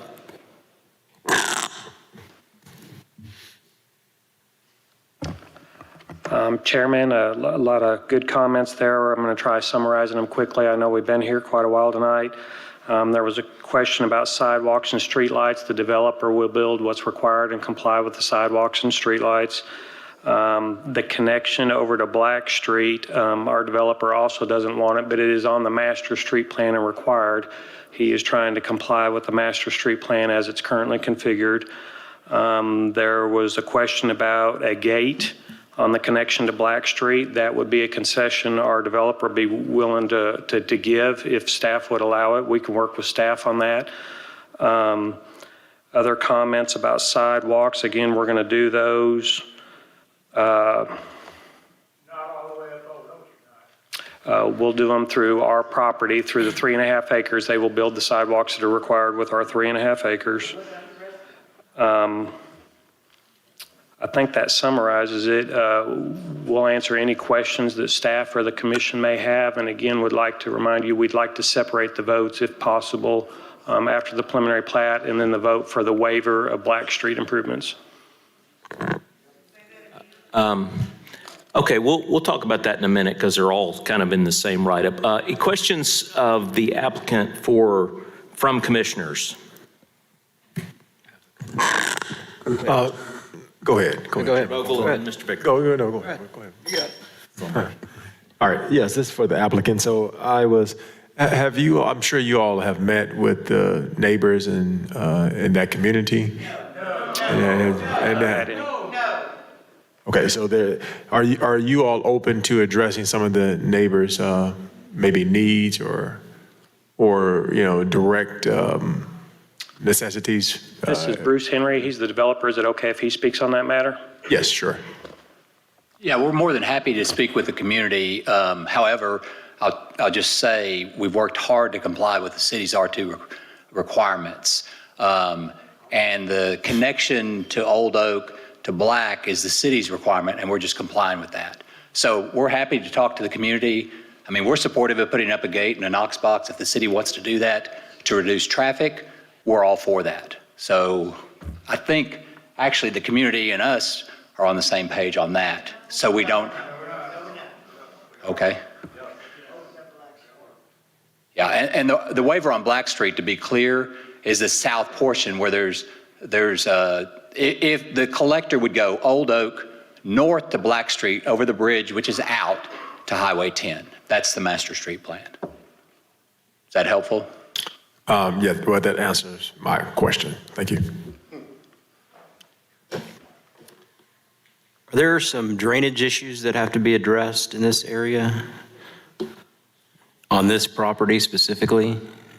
Any drainage issues that'll force water downstream towards the Pankey Avenue? We'll be complying with all the city Little Rock requirements and state requirements. We'll be providing detention. We'll be piping it through and doing a detention facility right next to CAW's water line. They have a big berm built there, and we'll be using that berm as part of our detention facility to restrict the flow back down to pre-development conditions. Okay, this question's for staff. I think one of the speakers mentioned it. It seems a little like deja vu. We're coming back addressing this same item a little bit. Is that fair, or is that an unfair ask of staff to re-enlighten me as to what was previously voted on?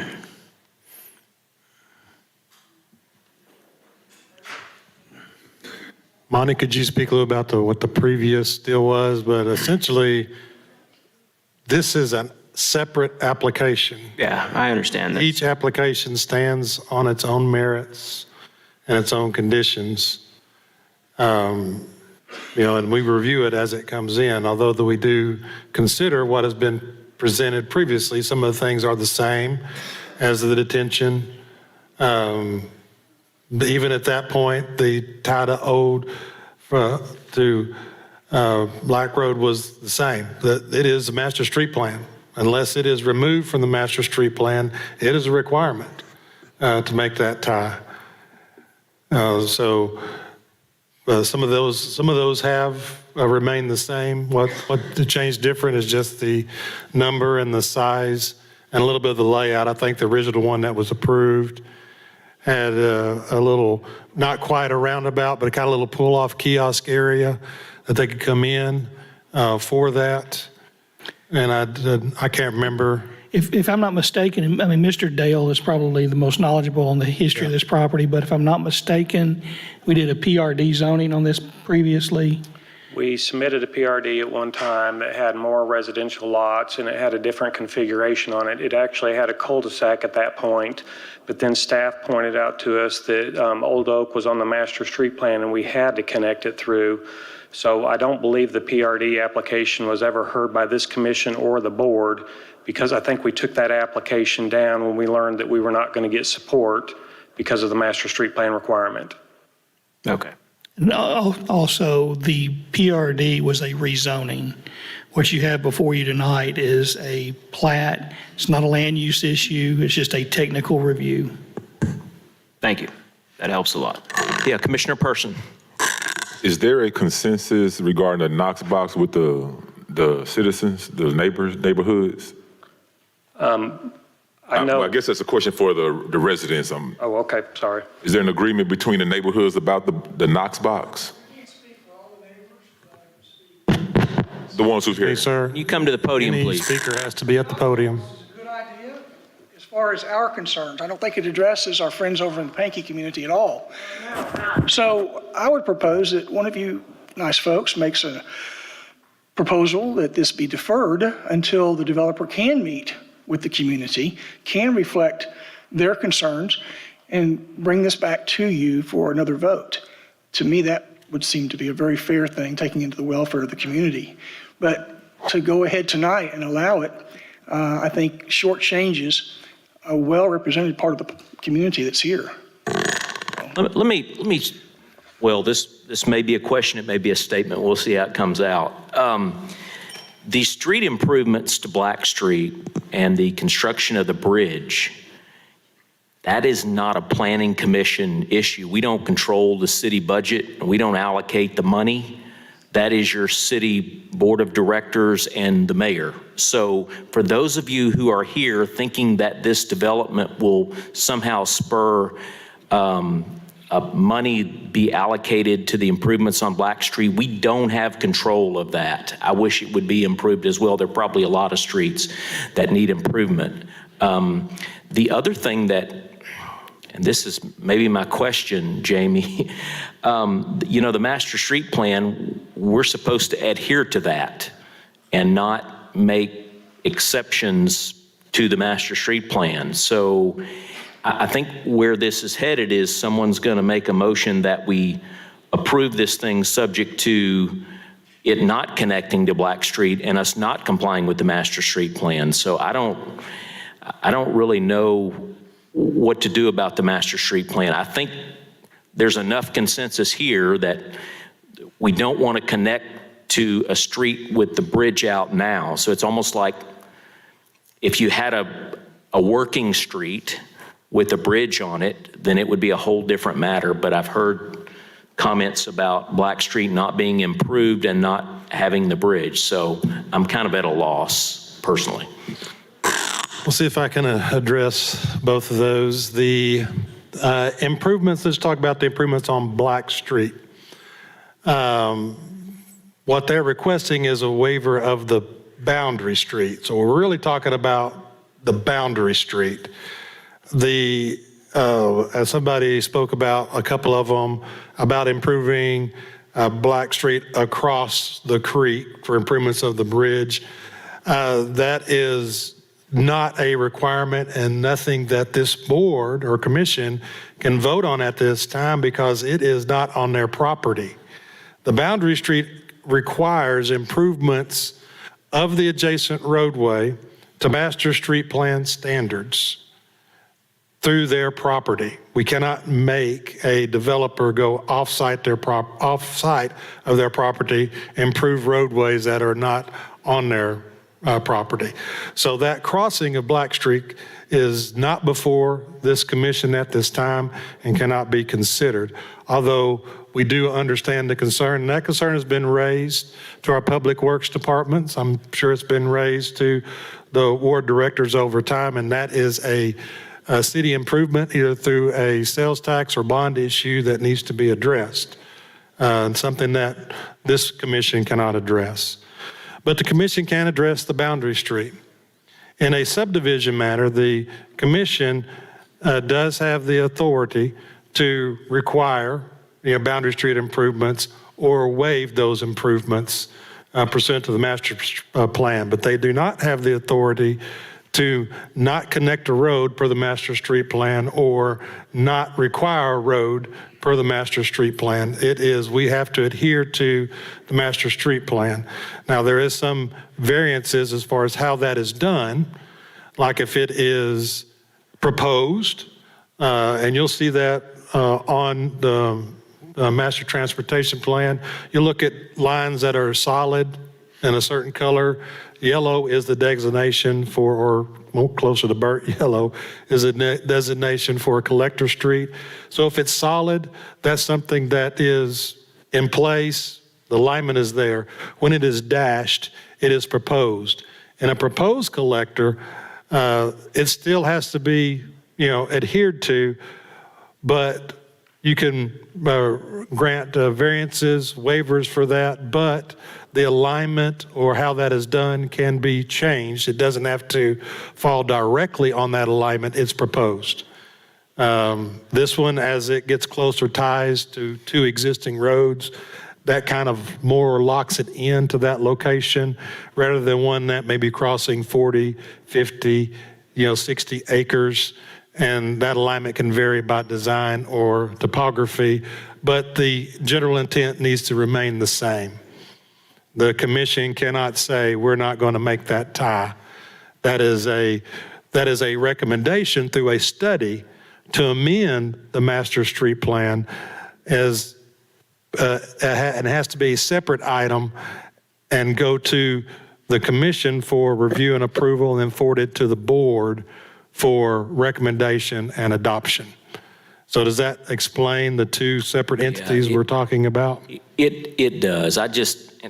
Part of what I wanted to do is get clear on the folks who are thinking that improvements to Black Street all the way up to Cantrell and fixing the bridge is on our plate. That's not on our plate. That is not on our plate. We can talk specifically about the street improvements that the developer is supposed to do. And if I may, I will talk a little bit about the requested by the opposition, the gate and the Knox box.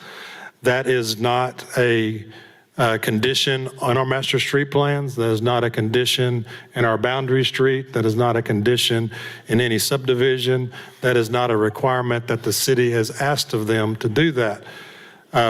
Collectors are ones that we do not put those places on because they are used for specifically that, for access. And I can speak a little bit about emergency access.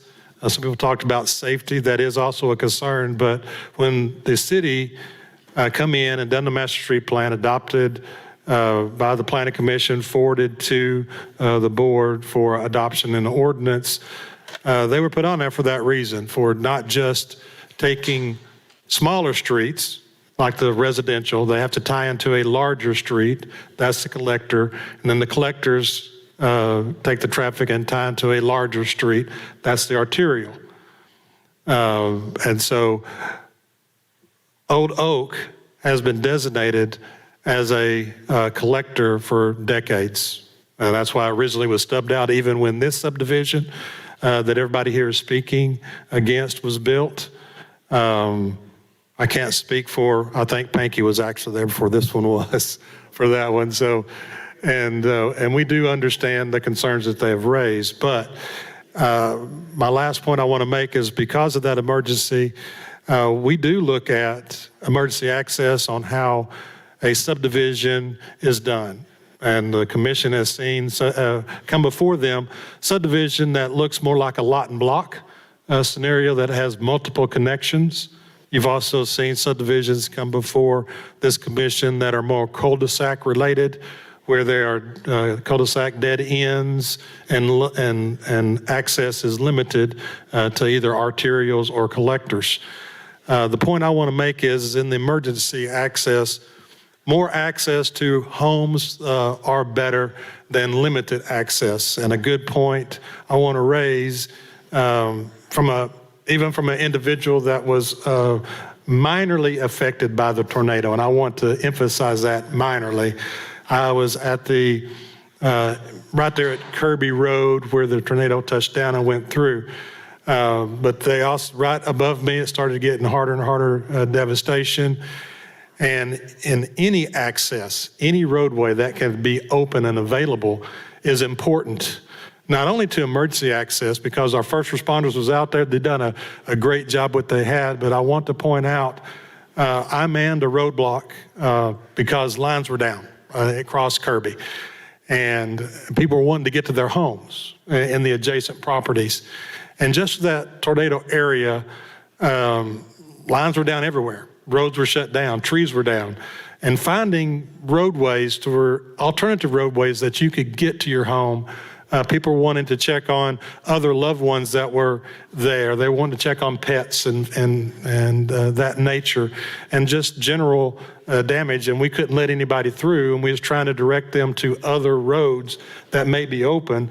And then through that night, through several hours, you find out through people driving up that those roads are closed too because of that same scenario that it got hit.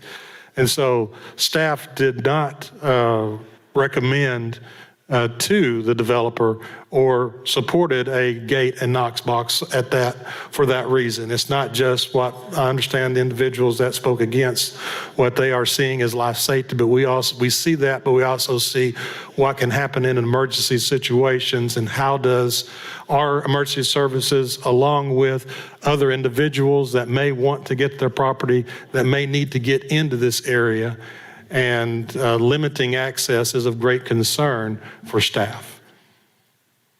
Okay, any other questions or comments from commissioners? Question. Yeah. Well, I have one, Mr. Chairman. It seems like everybody is for the development, but doesn't want the connection to Black Street through a gate or whatever. I appreciate Jamie's answer. Can we do it that way? Or is it we take it as proposed or reject it as proposed? Commissioner Latour, this is Sean. Yes, sir. I think the best answer for that is you're making a recommendation to the board of directors. And so the recommendation could be remand for something. If I may, Mr. Overton, this is a plat. The preliminary plat. It's a preliminary plat. But with the variance. It is zoned properly. Only variances can go to the board of directors upon appeal. Right. The gate and the only variance requested is the boundary street. I understand, but I'm not going to turn this into a Richardson case, and we're not going to have this argument. I'm answering Commissioner Latour's question. And I think, Commissioner, because I understand what you're struggling with, is this. I think separating the variance from the preliminary plat could be a Richardson. Is that where you're going? No, we vote on a separate because they requested the variance, and that way the variance itself is the only, that's what has to go back before the board. The board acts on the variance, not the plat. So if the plat is, if the plat is approved, right, in whole, say it was together and they took one vote for both of them, and the commission approved the variance, but somebody in opposition, since that variance was a boundary street improvement, wanted to appeal that variance to the board, they could. And if the board supported that variance and said no, we're going to deny that variance, then the plat still is standing, but they have to improve the roadway now. Then it would be up to the chair to decide if you want this to be heard before the board with recommendations. You don't split out the application.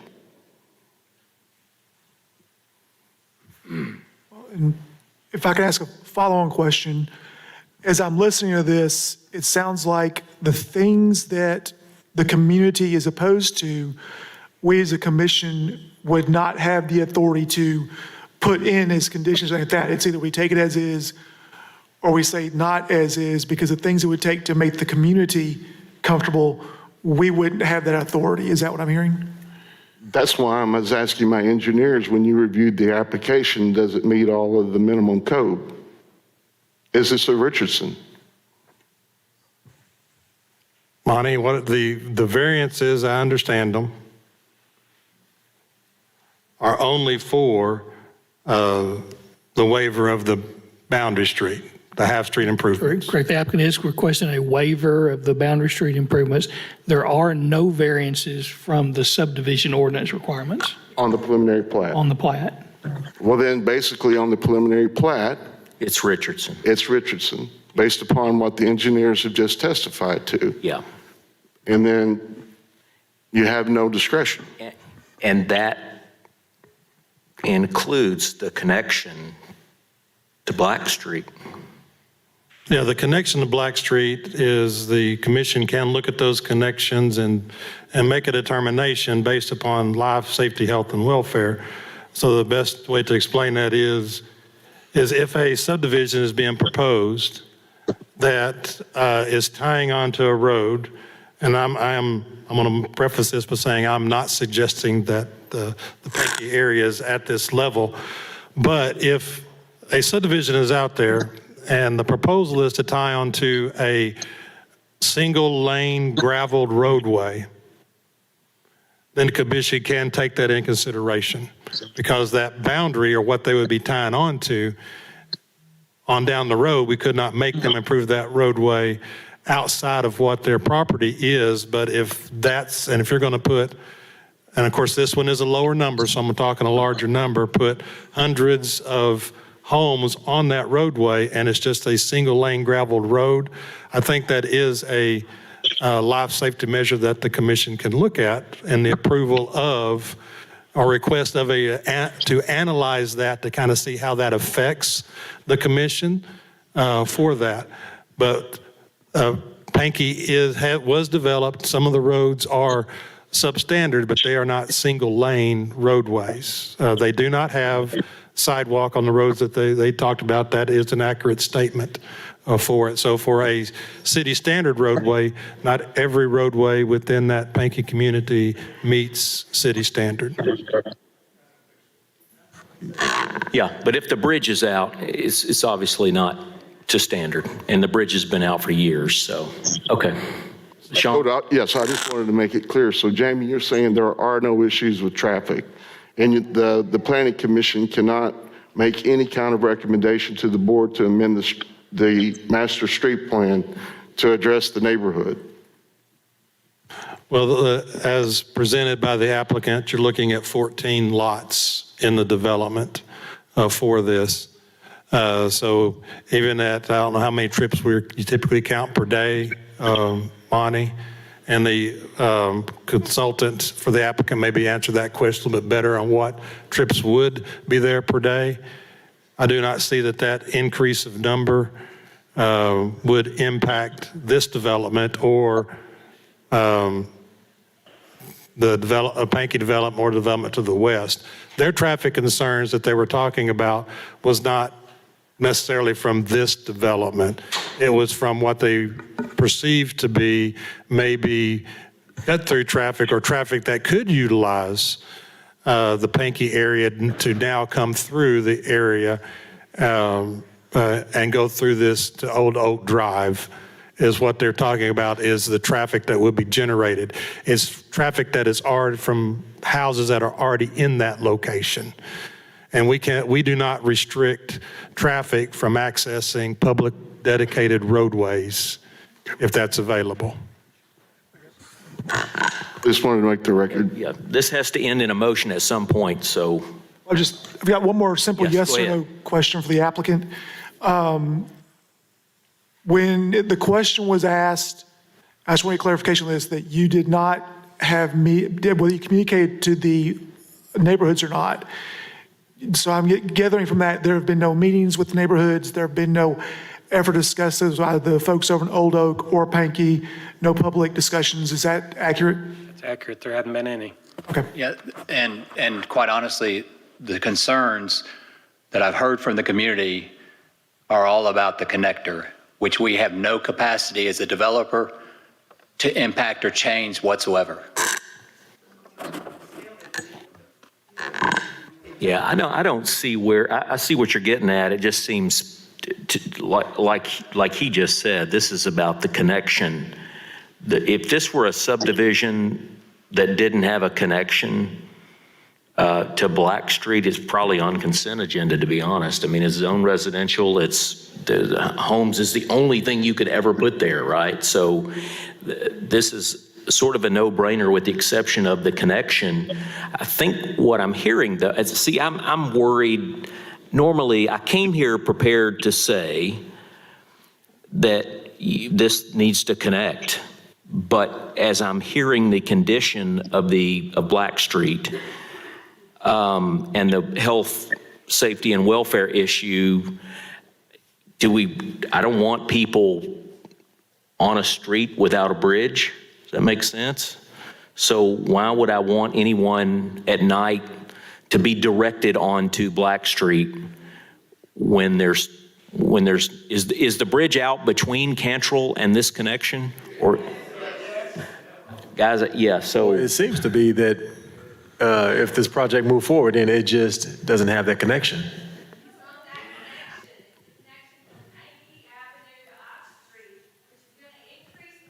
yeah, it will. It will. And I'm not concerned about that part in and of itself. I'm concerned about the street that is dangerous. Well, Black Street, yeah. Sheriff, I may, Black Street Bridge is not there, but there are other connections that go to Cantrell that is in the Pankey neighborhood. So the first connection to the east is Josephine Street. I can't remember if Park Street is the next. It's the street that comes off. Yeah, but there's, Ives is the next. So there's multiple connections from the Pankey area that goes back up to Highway 10. Mr. Chairman, one more. Two is multiple, please. So so consideration of Black, I understand that. I just want to make a point that there are other connections from this area that goes to Cantrell. Yeah, right. But you can't.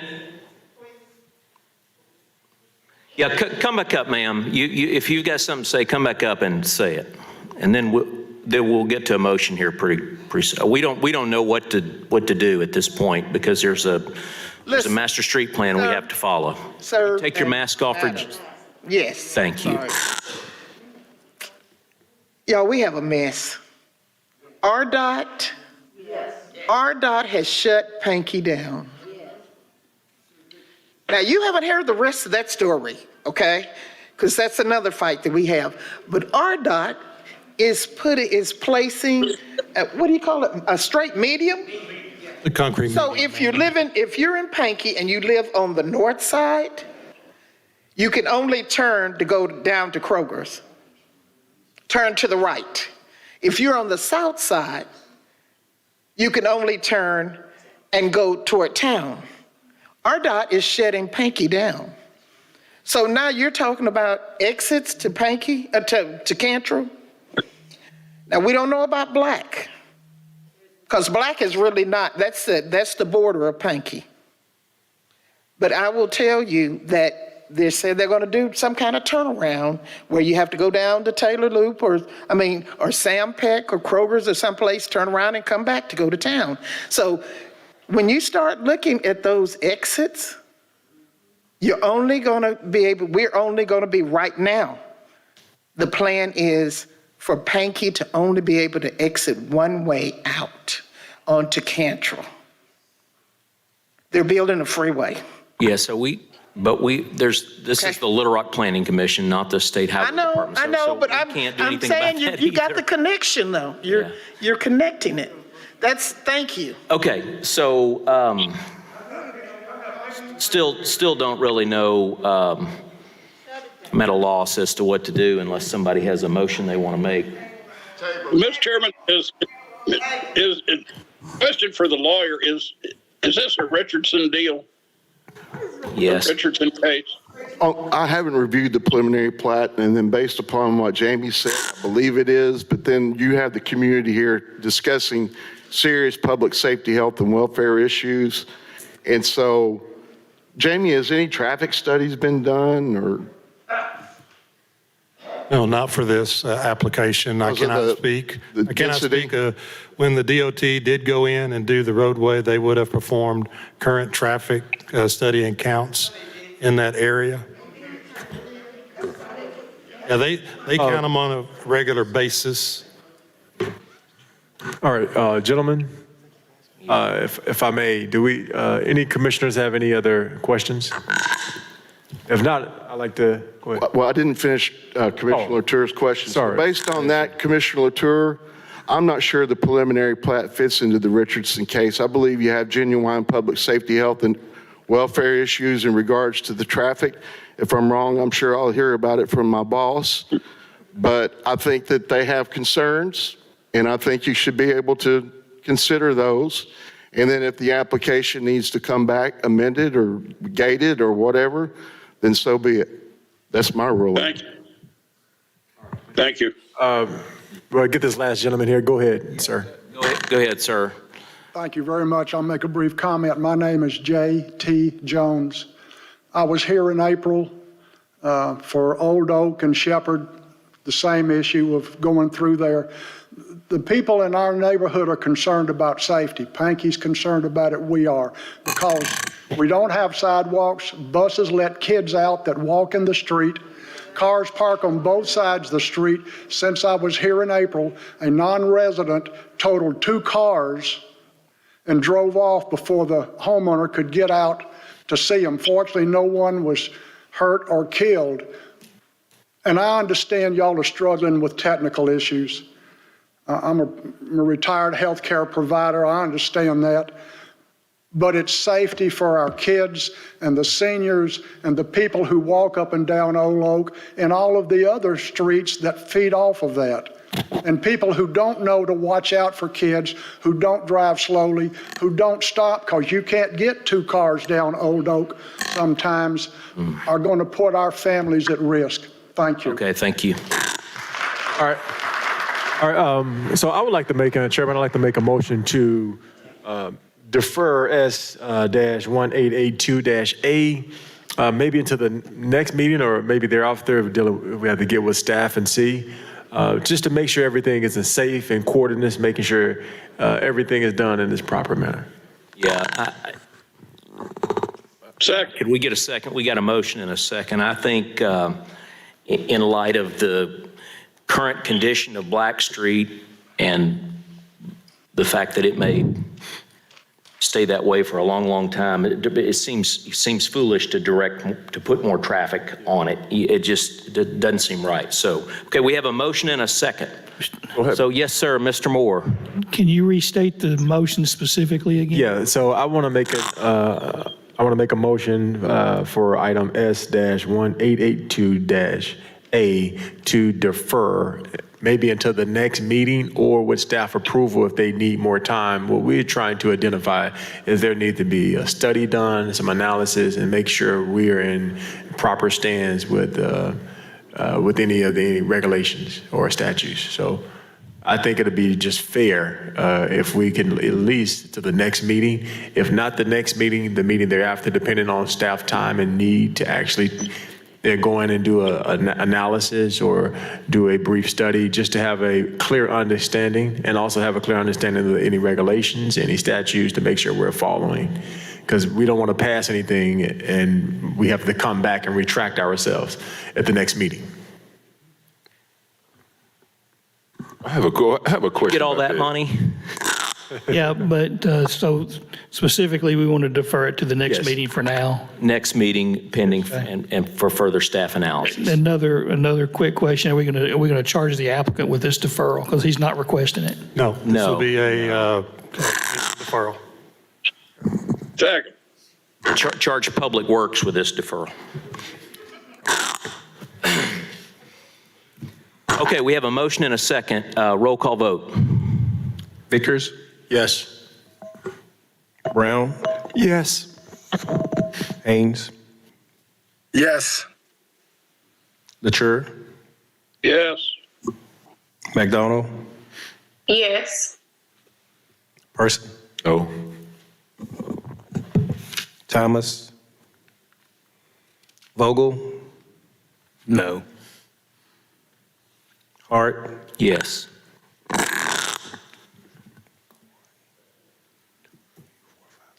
I have 6 votes for yes. Motion is deferred. Motion passes. Item deferred. Sorry to the applicant, but we've got some safety concerns that we need to work out here. So, okay, next item on the agenda is item A, Socios LLC short-term rental. We'll let the room clear and then we'll have a reading for that one. Oh, we're 20% through, or third through.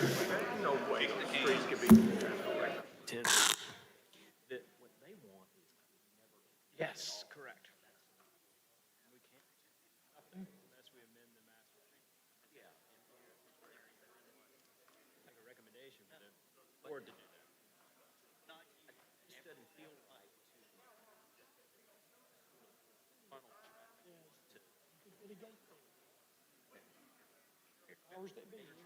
Correctly, are you correct? The first time that somebody. Whoever that is. Short of that. Hold up. There's nothing else to talk about. They're gonna go straight to campus on a road that doesn't have a bridge. You're gonna have a major problem like that. All it takes is one person at a time.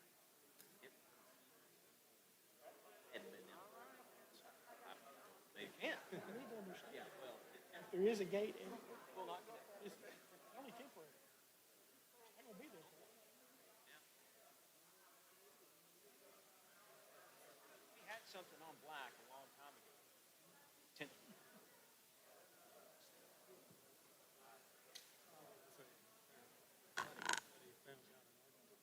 Okay, if those who are here for the previous item will clear the room, y'all can clear the room. We'll go ahead and have the reading for the next item on the agenda, item A. Do it. Let's do it.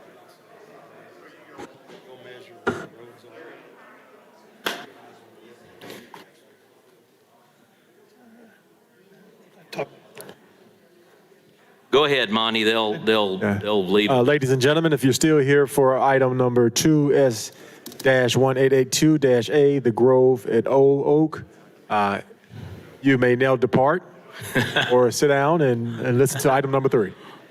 Thank you. Mr. Chair, before I go into the staff report, can we check to see if the applicant is here? Yes. Is the applicant for item A, the Socios short-term rental, here? If you are here, please raise your hand. Let us know. If you are not, this will get an automatic deferral. Seeing no applicant. That would be Did you Mr. suspect the Berryhill, Russ Berryhill, or someone representing Russ Berryhill present?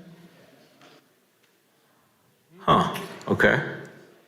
You must have had a hunch that we didn't have a applicant. Okay.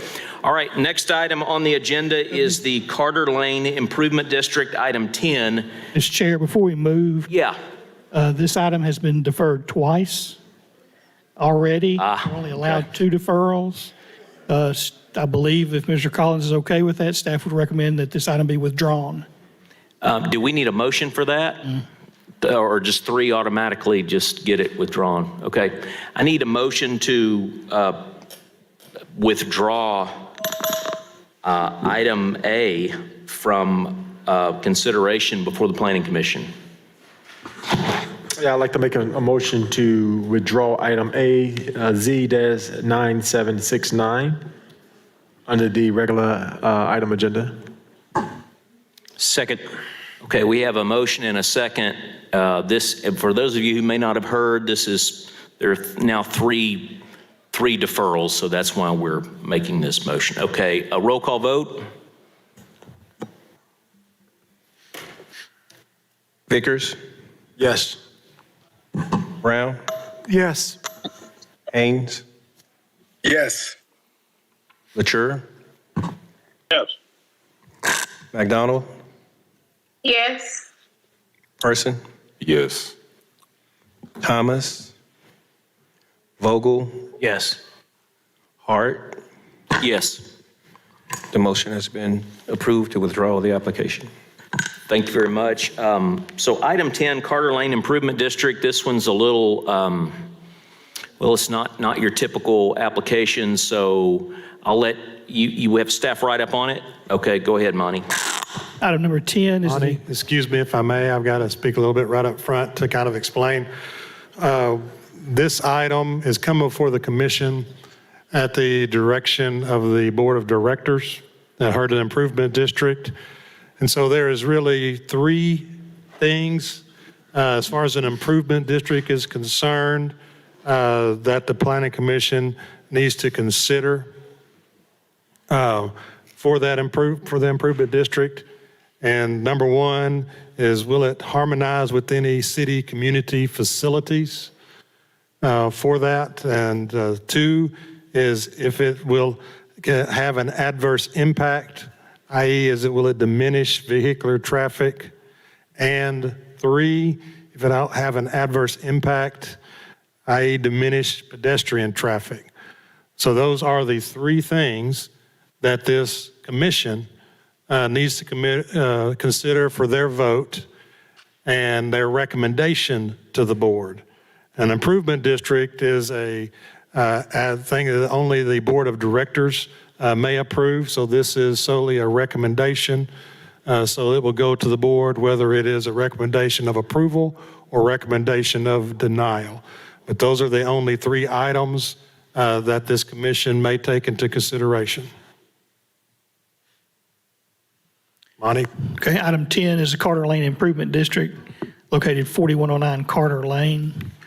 The applicant proposes to establish and lay off City of Little Rock property owners multipurpose improvement district number 2023-003 of Little Rock, Arkansas, Carter Lane Improvement District as a funding mechanism for construction of infrastructure as required for the development of the approved Carter Lane subdivision, Carter Lane Estate subdivision.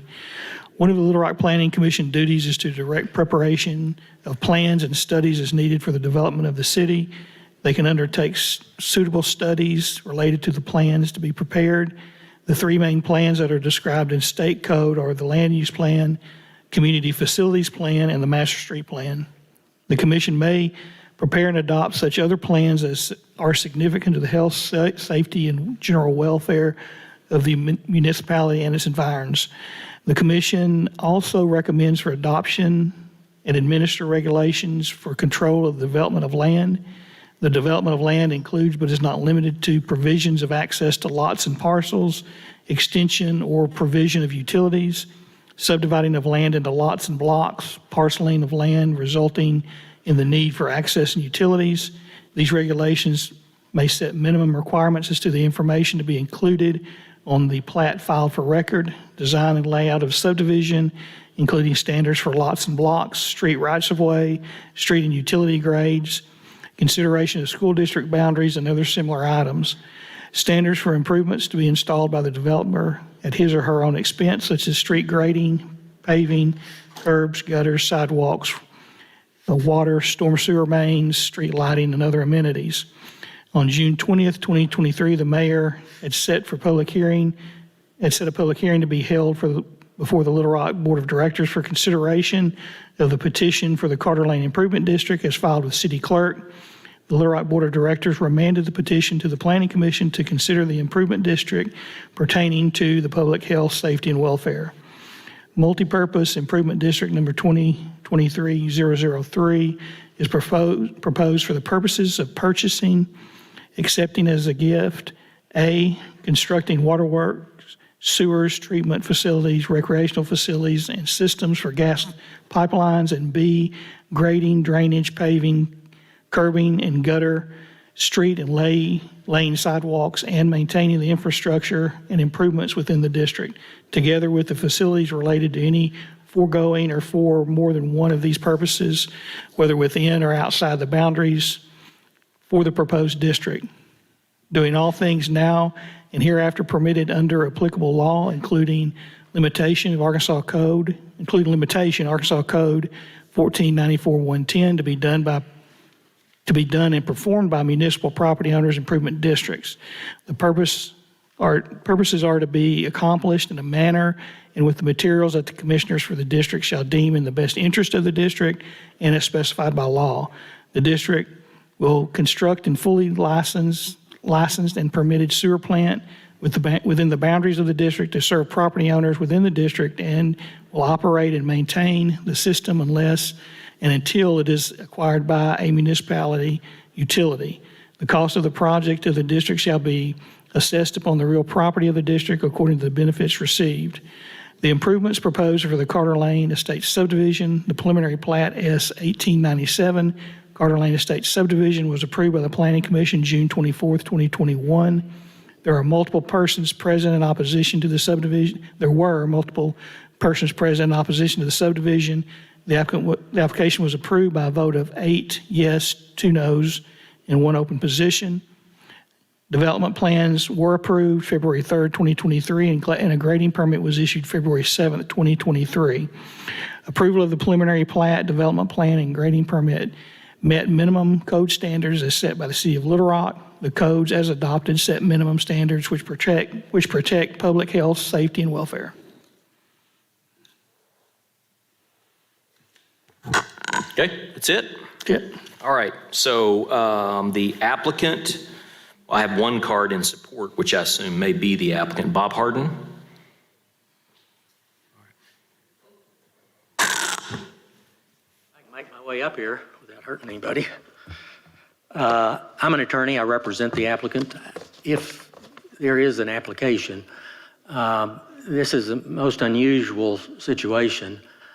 I don't think this body has jurisdiction over improvement districts, and it is making, I guess, a recommendation from what I understood. I have asked the city attorney if there was anything regarding an application or a filing made with this board, this commission, and I understand there was not. So the only thing I have in front of me is this write-up. And there was no notice given to the applicant other than being present at the city board meeting, okay? So there's been no notice. I don't really understand this, but of course, this commission can take whatever action it's intending to do. But in terms of representing an applicant, I represent the party that made a petition to the city board. And I'm unsure of how it got here. I will make a couple of corrections, though, at least one.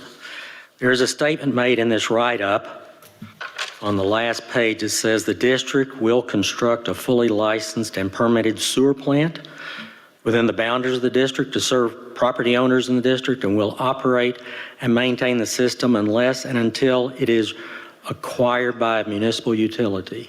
I don't know where that came from. I don't know anybody that's made that statement, certainly not an applicant. The petition speaks for itself.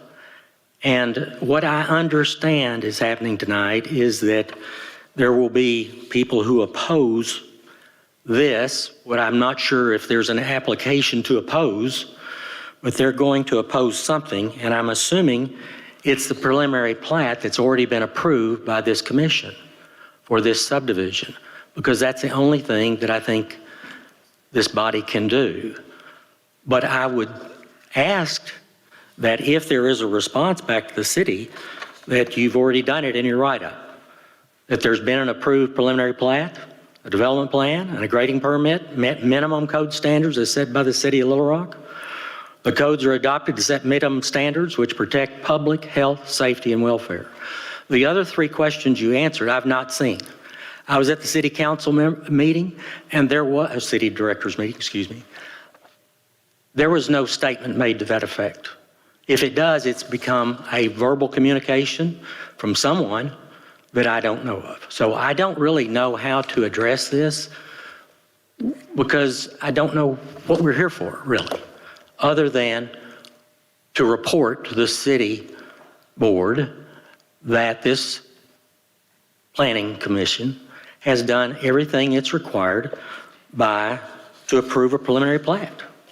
And I thank you for your time, and I'll answer any other questions you might have. Okay, thank you. Yeah, thank you very much. This is something that doesn't come before us very often. Perhaps the opposition can help shed some light on it. I've got several cards here. So Bill Spivey, you help shed some light on this?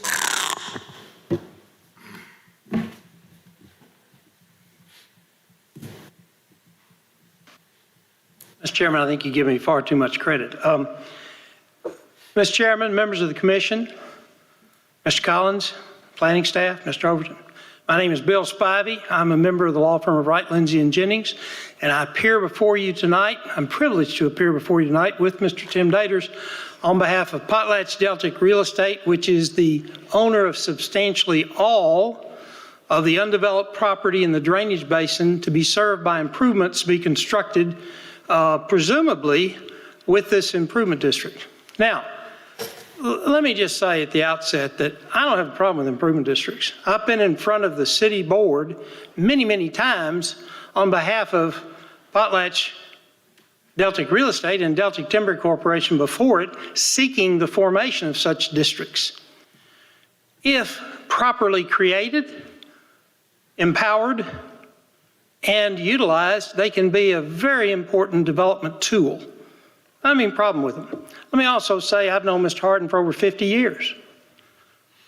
And a lot of what he just said, I completely agree with. Improvement districts are within the purview of the city board.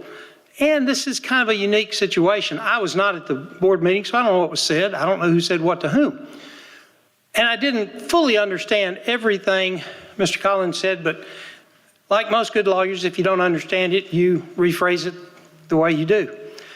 So to me, what you've been asked to do as a commission is to look carefully at whether the formation of this improvement district would be more likely to create significant life, health, and safety issues, one of which is traffic, through its creation. And Mr. Hardin's already addressed one of these, which was of significant concern to my client, and that is empowering a property owner's improvement district to create a private sewer plant. First of all, I'm going to tell you something. We got thousands of houses out in Chenal Valley. Virtually every neighborhood out there was created with an improvement district. We don't have any private treatment plants in thousands of acres out there. Don't need them. Why would you empower an improvement district to create a private plant, even if it's subject to getting approval later, when you have an excellent wastewater system? You don't. It's bad policy. So I appreciate Mr. Hardin's clarification. I have discussed this with the city attorney. I think it's principally a legal issue, and I would simply respectfully ask Mr. Overton and Mr. Carpenter to thoroughly review the ordinance and to eliminate any enabling language which would permit the creation, because I think it's bad policy. Now, what the heck does that got to do with life, health, and safety? Private sewer plants, if not properly maintained, overflow. They create traffic issues.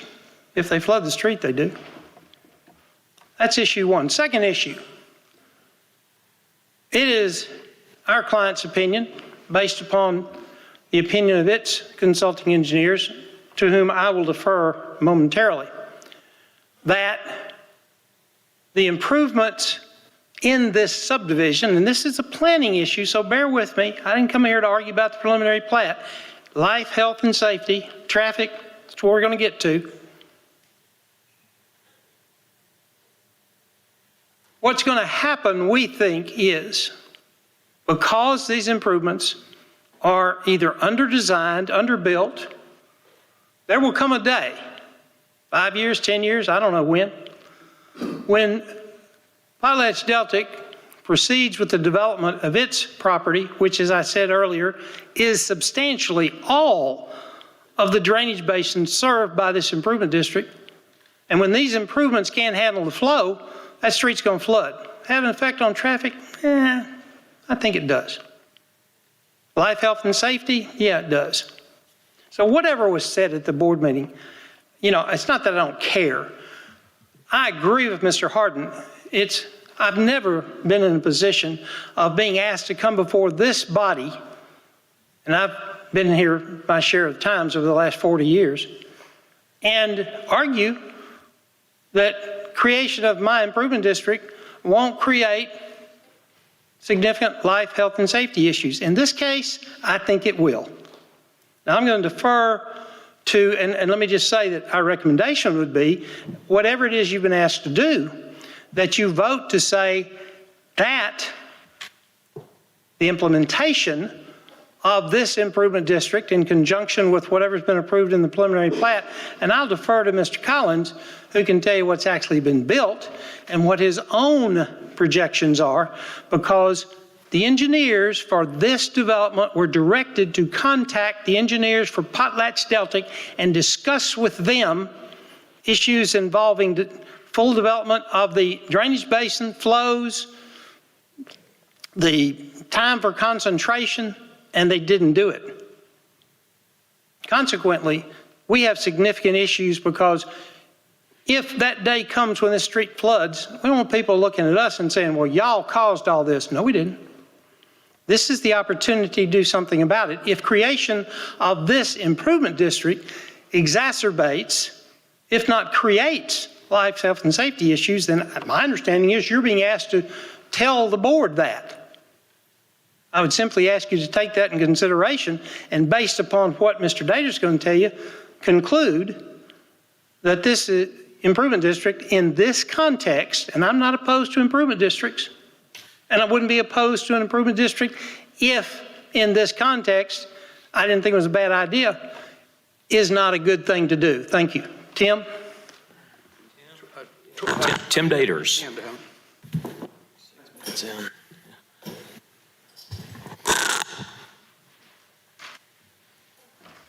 Chairman, Commissioners, my name is Tim Daters. I'm a consultant engineer with White Daters and Associates. And I apologize for not getting something into this early enough that we could get it on the display, but I made about a dozen or so copies. The initial sheet is just from pages. It shows the drainage basins and the streets that have been constructed upstream and to the south of this development.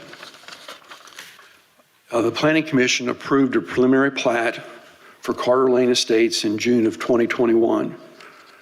On that preliminary plat, it shows, and this is about the third or fourth page in the presentation, it shows a flow entering the project from the south, from Potlatch-Deltic's project.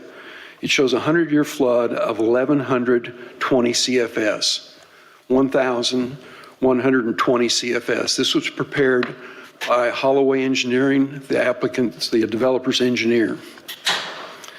We've been using flow rates slightly above that, 1,250 CFS, on the subdivisions that we constructed at Fallstone and Abington Court. We built those structures in the last 2 years. Abington Court has got a drainage area of approximately 100 square feet to convey this flow. The one at Fallstone upstream has got a slightly less area, but a much taller and longer culvert. It's a single span culvert. When this item was at the Planning Commission in 2021, as Mr. Spivey stated, the applicant was directed to consult Potlatch-Deltic's engineer to work out the stormwater flows. And the applicant further, which is on page 6 of the approval, said that they would design the existing creek channel and install drainage infrastructure on the main creek that would pass the 100-year event. In other words, they said, we'll have a 100-year event go under the street instead of over the street. And with that language, I think we had an acceptable agreement and the preliminary plat was approved. In January, February of 2023, the preliminary plat was revised and the upstream flows were reduced, or the flows flowing in were reduced from 1,120 CFS to 613 CFS. This was again submitted by Holloway, the applicant's engineer. It's half of what it was before. It's roughly half of what we used upstream from this point where the drainage basin was smaller. Again, these are the construction plans from the applicant. And piecing through that, if you'll go through to the, there's a sheet where I've scribbled on it. And if you use this is from the applicant's current approved construction plans. They said the flow leaving the development is 1,148 CFS. And if you put that through the two 60-inch pipes which have been installed, which have a cross-sectional area of only 47 square feet, it means the water's going 24 feet per second. The water just doesn't go that fast. It objects. It jumps around, it jumps out of the creek, it jumps everywhere. And what will happen is it'll jump over Carter Lane Cove. The houses on the high side may or may not be affected, but the houses on the low side will have to open their garage doors and open the back doors so the water can flow through. The last portion of the report, the last 2 or 3 pages, where the applicant came back through in June and analyzed the culverts to show that the 100-year flood will pass through the culverts, not go over the street. The flow rate now has been reduced to 464 CFS for the 100-year event. I jokingly told Mr. Spivey that if we could just wait another 2 or 3 years, there would not be any flow and we wouldn't have a problem. But this is the information furnished by the applicant's engineer and submitted to the city. 1,120, 630, 400 something, they can't all be right. And I'm just concerned that we've got some drainage structures in place, that as Potlatch Deltic continues to develop their property, newly constructed homes will flood, and they'll be at the city, and they'll be at Potlatch Deltic, residents who have purchased those homes complaining because the existing and proposed upstream development is causing the flooding. When in reality that development's in place, and what's causing the flooding is the undersized structures that are being constructed now through funding of improvement district. I'd be happy to answer any questions. Thank you. Mr. Spivey, I know you're coming back up, but in addition to Potlatch, we've got a couple of other people who are going to object to this. I'm simply going to thank you for the opportunity and tell you that, as Tim just did, we're happy to answer any questions you may have. Thank you. Michael Keck.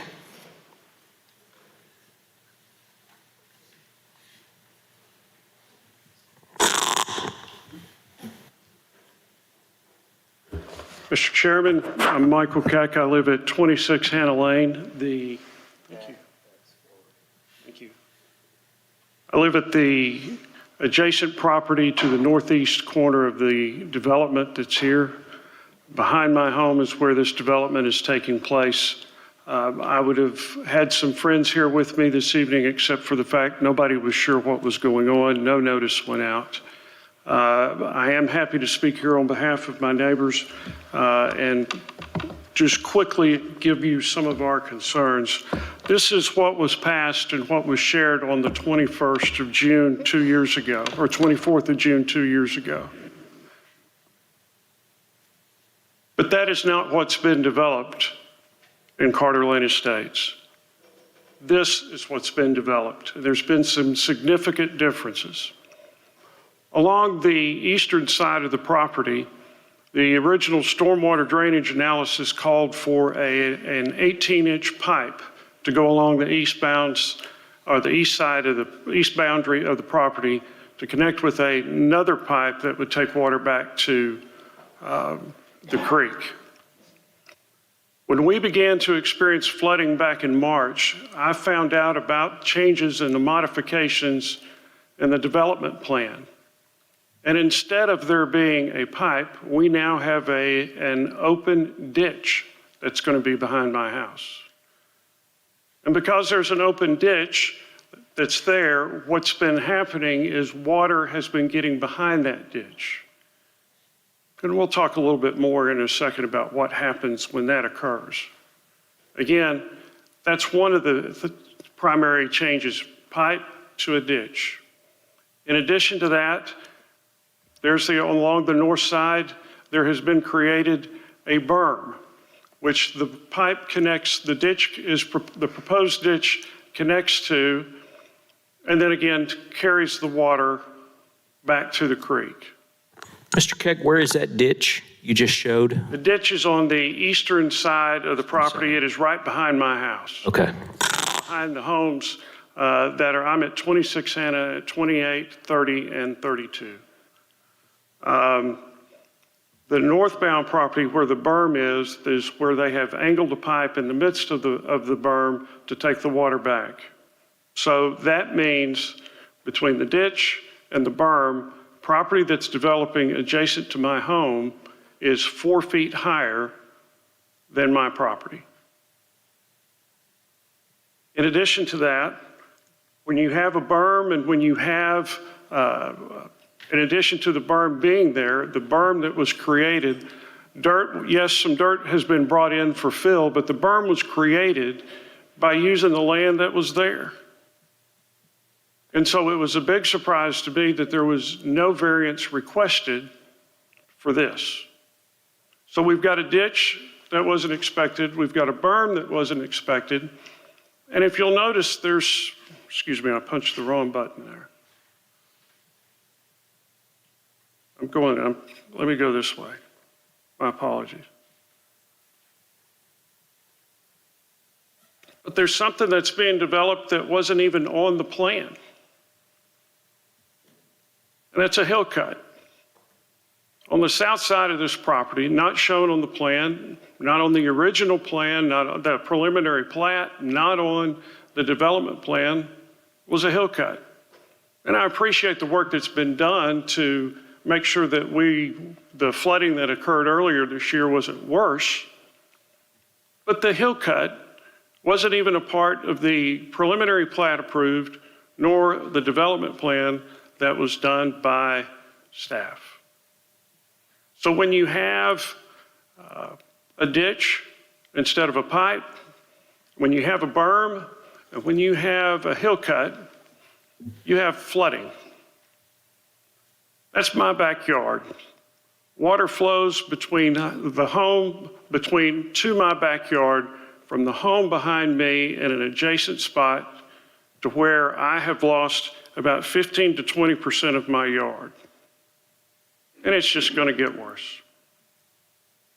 And so I can look at it just from my perspective, but I think there's a bigger perspective that's involved with this too, as was mentioned with the creek. Currently, 12, 14, and 16 Hannah today has flooding issues with any large rain.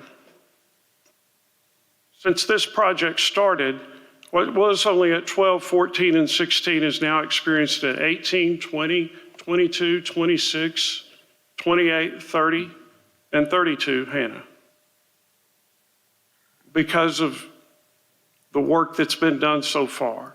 The topography has been changed, and it has created a stream of water that has in the past affected 3 homes that now affects all. And so my plea to this group is to say no to this improvement district, which would, as stated earlier, make things worse. There's also concern about what's taking place with Carter Lane. Carter Lane is a gravel road with sealant. And out of respect for my new friends on Carter Lane, there's concern about, after all the construction is done, what's the status of the road going to be? There's not any provision in this for any type of rehabilitation to that road, which is going to be needed. But lastly, I want you to think as planning commissioners of the impact of these modifications. Each one of these modifications creates significant differences. The preliminary plat was approved. I understand. I was served on the city board for a while, and I know this process where at times staff needs to make some modifications, and generally they're done administratively and they're relatively minor. These are not minor modifications. These are significant. And while I can sit here and plead with you on behalf of my neighborhood and my home, my family, I want you to look at this from a public health, safety, and welfare perspective, because if it's allowed to be done here, it can happen anywhere in this city. And so my plea is that we vote no. that we call time on this, that the work be stopped, that we look at the work that has been done, what does conform with the preliminary plat that was done, and the modifications that have been approved, are they consistent with policy? And I submit to you that they are not. I thank you for your time, and I'm happy to answer any questions that you may have. Thank you. One more card, who lives, I guess, also on Hannah Lane, Tyler Bowser? Tyler had meet the teacher night. Okay, all right. He wanted to meet all y'all, but none of y'all will be grading his kids. Okay, Mr. Harden, so you've heard from the Deltic and some of the not Deltic, Potlatch, some of the neighbors. Do you want to come back up and address those issues? Just a couple. First of all, there was, Mr. Spivey spoke about this sewer plant. As I understand, there is no sewer plant to be funded by this district. I don't know where that fact came from, but if it's in front of you and it's material, I don't believe that it's anything that is, that's going to exist. I mean, with regard to these arguments regarding the plat, that really doesn't have anything to do with the district itself, or the purposes of the district. Will only be able to build what this planning commission has approved. And I'm at a loss as to why this is an issue before this body, again, the improvement district. And I think Mr. Spivey would agree that I'm not sure that it functionally it operates. These improvements can be built by the developer or anyone else. The district is a function of the property owners to build out and finance improvements that is permitted to by statute. So I'm not sure that it's really relevant, but to the extent it is, you've approved the preliminary plat, that it meets all the codes are adopted to meet minimum standards, and I think that's what you have to report to the city board. Thank you. Before we turn it over to questions from the commissioners, I would give staff an opportunity to any comments or clarifications that you'd like to make before commissioners ask questions. No, nothing other than the plat is not before this commission. Yeah, the subdivision's under construction, And obviously. the subdivision plans, the development plans are not before this commission. What is before this commission is the improvement district only, as remanded from the board of directors. They requested that the planning commission hear this and provide a recommendation back to them for their action. So that is why it's before. I understand it's not an application, it's a request that can be done from the board of directors. And that's why I put that verbiage in there at the very first, that one of the planning commission's roles is to hear items like that the board of directors wants them to hear.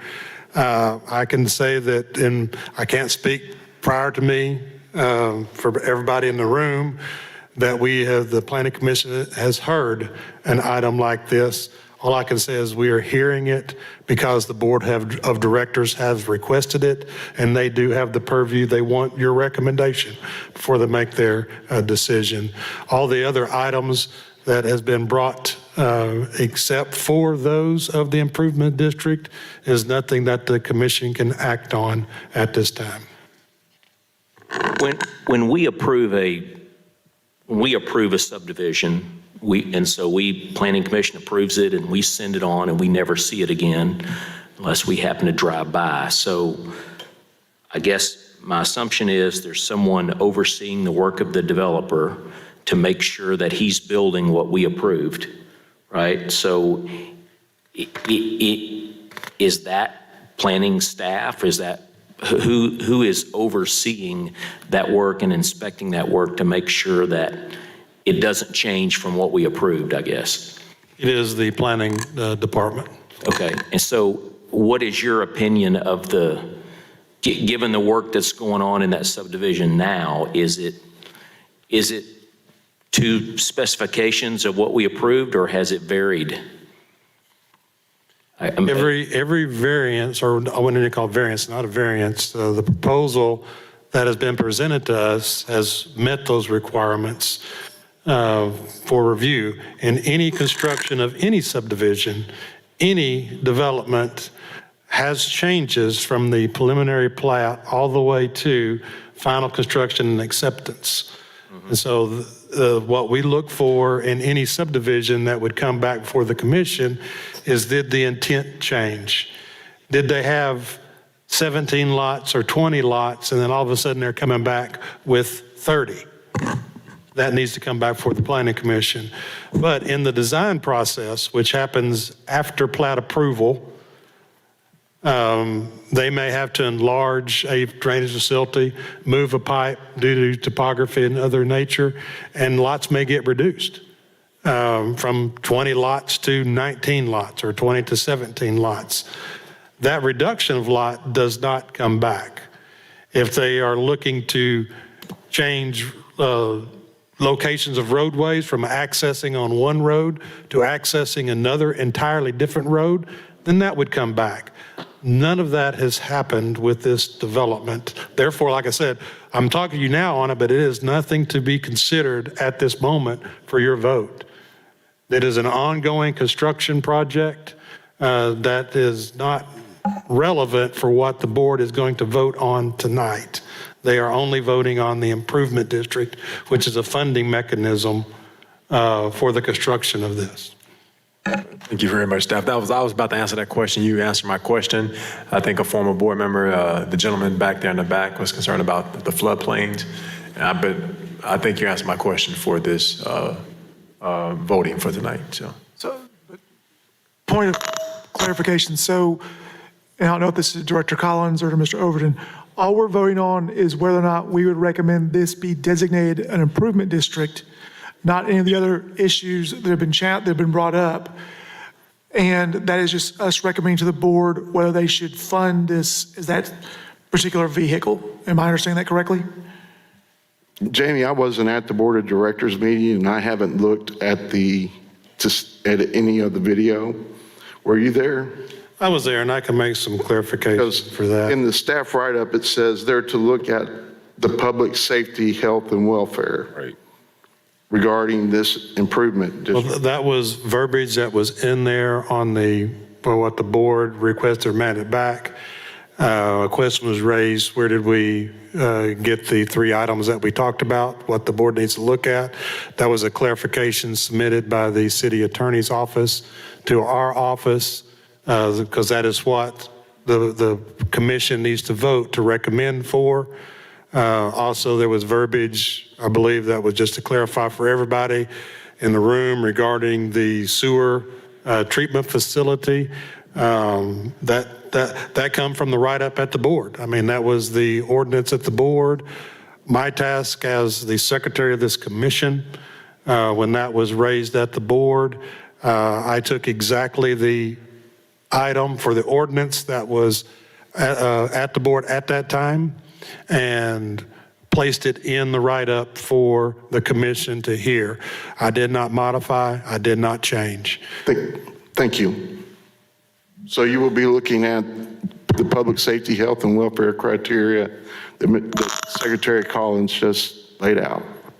So we're looking at if this improvement district has any, sorry, I can't talk, public health or safety concerns. That's the question. That's correct. It is. Can you repeat what you just said? I'm sorry. It is the 3 items. Does it harmonize with any city community facilities? Does it have an adverse impact, i.e. diminish vehicular traffic? And does it have an adverse impact, i.e. diminish pedestrian traffic? Those are the 3 items that you'll consider in your recommendation to the board of directors. So flooding is not part of that? Because we've got an engineer from the neighbors who are saying that the calculations, the water flow calculations are inadequate. That is part of the preliminary plat, and part of the development plans that is not before this commission tonight. Could I say something, Mr. Chairman? Sure. I'm losing my voice and I haven't said a thing. I'm B.J. Wyrick and I serve on the Little Rock City Board. You've seen me here a number of times. I'm the liaison between the board and you. And so I come to these meetings to kind of monitor what's going on. I try not to interject anything, but I think I have to speak on this particular item. The Improvement District report came to us for approval. It didn't have any information on it in regards to where it was, any of that stuff. And I think that mainly comes from the legal department, doesn't it, Jamie? It doesn't come from you all. And that ordinance where it talks about sewer treatment plants and all that, apparently that's a boilerplate for this type of work. And many times it does come across with that on there. And if nobody catches it, then it just stays. And at this point, they didn't catch it. I'm always interested in improvement districts because I lived through two of them, a sewer improvement district and water improvement district. So I have a big interest in them. So I brought that up, and Michael Keck was at our meeting, and Michael had already talked to the city manager and some other people on the board about the dilemma that he is facing, as well as the neighbors in the new subdivision, and what can be done. And it was suggested that it be sent back to the Planning Commission for those questions that Jamie asked. One of the takeaways that I think we have to have from this is, A, how's it going to get resolved? And I think your recommendation would be resolve this under the means that we have with the city. The second thing is, many times I hear about, well, that's a Richardson law. You know, are they asking for variances? You know, are there any issues with it at all? If not, then you rubber stamp it. When in reality, when you get a subdivision, you don't always have all of the water flow. You have maybe estimates from the engineers. And I've always been told, and I've got some areas in Southwest Little Rock where I've always worried about water, floodways, and those kinds of things. And so I always ask the question, they say, well, we've got the estimate from the engineer, and then once it's constructed, then we'll test it again. And as Mr. Daters talked about, you know, there were multiple reports, and the water seemed to cease. And as he had stated, the end game would be there would be no water flow. Each one of the things that have happened in this development should have taken some approval. Someone should have looked at it. Someone should have said, oh, this is not right. You know, we need to look at this a little bit differently before we got to this point. So when we talk about the Richardson law, I think we do need to assure ourselves that we don't have water issues, and we do look at health and safety issues in these subdivisions and not just boilerplate them and pass them. The other thing is, I think the direction from this body would be to fix the problems, find out where we went wrong on this, find out what other additional information that you would need as you're reviewing subdivision plats, and then make that kind of recommendation. And the fact that it does need to be resolved, the issue needs to be resolved. Somebody needs to go out there and do the water test, whatever, the hydraulic test, in order to determine exactly where we are. I don't know that the items that were changed came to the city. I think that's something that we need to review. Who approved them? Why did we approve them? You know, how do we make that better? Because we don't need a number of areas like this with Michael Keck and all his neighbors having to live through this. Your home is the largest investment that you probably make in your entire life, and you need to feel safe. You need not to have to worry about the water, those kinds of things. So I hope that's helpful in the recommendations that you might make to the city board, and I do apologize for butting into your meeting. Thank you. Sure. Yeah, sure. Make a comment. This is the second time this year that we've had very unorthodox procedural questions come up. I agree with what the director just said, that, I mean, this should have been approved all along, and into my estimation, it seems like it has been, and now we're trying to retroactivate something that's already been set in motion because a large corporate citizen is concerned that they might be liable for future what-ifs. I mean, we know that the first half of the year was a very wet year, and modifications obviously are, as Director Collins said, happen on construction sites. So I hope that, our city is doing the job that it needs to do to manage the situation. But I mean, if we're a recommendation body and the developer is here confused as to why they are, that doesn't speak well about how we function. And that's the biggest concern I have about this is it came before us, we addressed the concerns about the plat, we had a public forum for people to debate. My recollection was members of the people on the street to the west, I think that's Hannah Drive that you speak about, were not in favor of it. This body recommended that it proceed. We sent it to the board of directors. We all clearly approved it. It went forward. Construction's happened, and here we are back saying stop. This is not how we should function. It's not the way an organization or a city should treat its people who are trying to develop. It's hard enough with the topography. It's hard enough with all the challenges that we just heard that we were forced to defer the previous item. Well, the two previous items. Someone doesn't show up, and then another one has valid concerns about streets that were hand-tied because of the master street plan. So I'm sorry we're here. I'm sorry for the second time that this body has been put in a position to, I guess, recommend or sort out something that I figure we already had sorted out. So that's where I stand. I wanted to make it clear. Appreciate those comments. I guess the question I have is the approval part on the front end, when we get a proposal in and a preliminary plat, and we just have a nice, pretty drawing on paper with some drainage numbers on it, and does it make sense for the city? Does it meet our ordinances? Do we want to grant any exceptions? The easy part is sort of this first step, right? And then the difficult part begins of actually making it happen.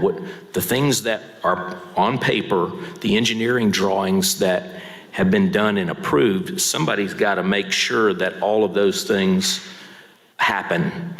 And that's the part that that's probably the very difficult part when you start clearing land, specifically in West Little Rock with a creek that runs through it and property owners surrounding you. That's the part that probably isn't the Planning Commission's business, but the city's got to make sure what we approve is built to the specifications that we approved. And if it's not, there's got to be some place for recourse, and maybe that place is in the court. Maybe it's not in the Planning Commission. Maybe it's you hire a lawyer and go sue the developer. I don't know. But I realize we're here to talk about the improvement district, but honestly, we've got an engineer for one side that represents property on both sides, both the north and the south of this development, and we don't have an engineer from the developer themselves, so it makes it very difficult to. May I address? Okay, well, 1 second. My concern is, we're voting on the improvement district, we will supply funding to continue this project, correct? The continuance of this project construction does not depend on whether the improvement district is approved or denied at the board. It is a funding source. So your recommendation tonight, your vote tonight, does not stop what they are necessarily doing out there. Stop work orders and constructions are issued based upon adopted codes that has already went through Planning Commission and the board decades ago in setting what minimum standards are.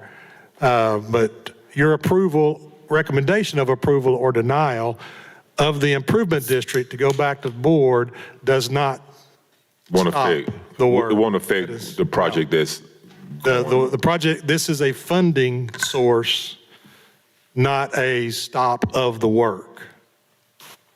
That's what you're recommending. You're recommending the approval or denial of an improvement district. Not the other items that have been brought before you is not before this commission. We're really just asking for 3 issues. Does it harmonize? Does it adversely impact traffic? Does it adversely impact pedestrians? That is correct. Okay. So, Mr. Chair, if I can piggyback on Commissioner Person's question, what is the end result if we recommend what is the end result if we recommend against this? We're asking the board to decide again. They've kicked it down to us, now we're kicking it back to them. Either way, Commissioner, it goes before the board. The board of directors is the body that makes the decision of improvement districts. It's a recommendation only. So our actions puts it back, and we will take whatever action it is, approval or denial, and then we will put that back on the board's agenda. We will present that to the city manager so they can put it in the write-up to be heard at an available board date.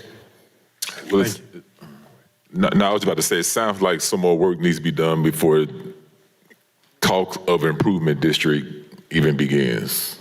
I'm done. Yes, sir. Did you have a question or a statement?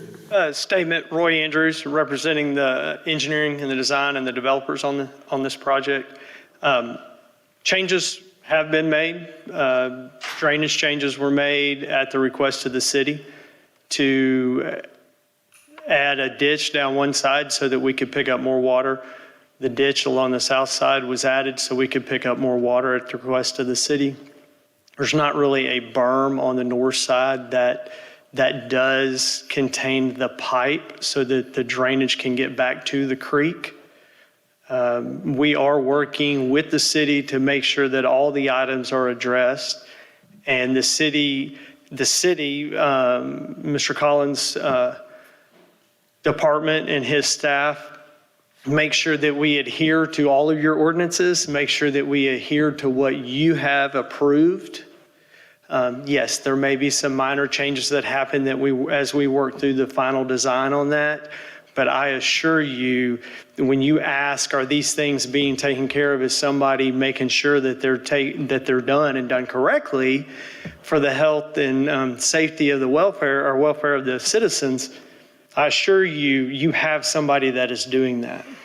And we are actively working to make sure those items are taken care of and that the downstream and upstream is being taken care of as well. We are not going to have an inverse impact to the upstream or prevent Deltic from doing their continued developments. Thank you. You all have met all the conditions that were asked of y'all to meet. We are working with the city to make sure that all of that is met. They have asked us to do some additional analysis, and we are doing that, yes.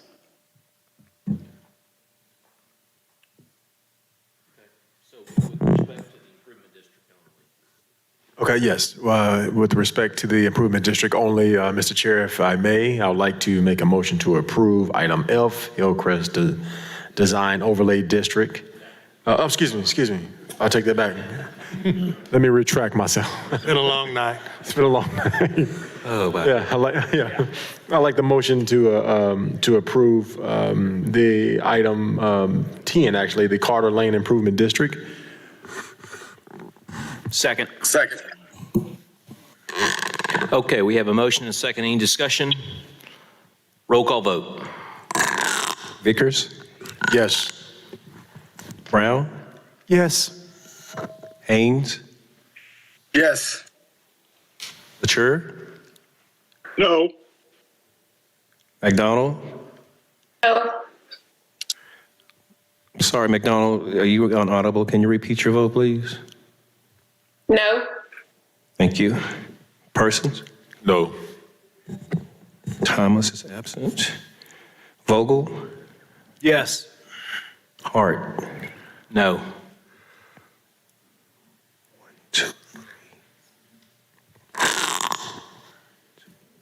It's 4 and 4. Motion fails. It's just recommendations, so. Okay. Thank you. Okay, next item is item C, Lovelace Daycare. If we could have the staff write-up, please. Okay. Item C, file number Z9788. This is the Lovelace Daycare. This is the Lovelace Daycare conditional use permit located 8704 Oman Road. The applicant is requesting a conditional use permit to allow a daycare facility to be operated on the R2 zone property located at 8704 Oman Road. The proposed daycare will have a maximum of 60 to 67 children with 7 to 10 staff members at this location. The applicant proposes the hours of operation to be from 6:30 a.m. to 6:30 p.m., Monday through Friday.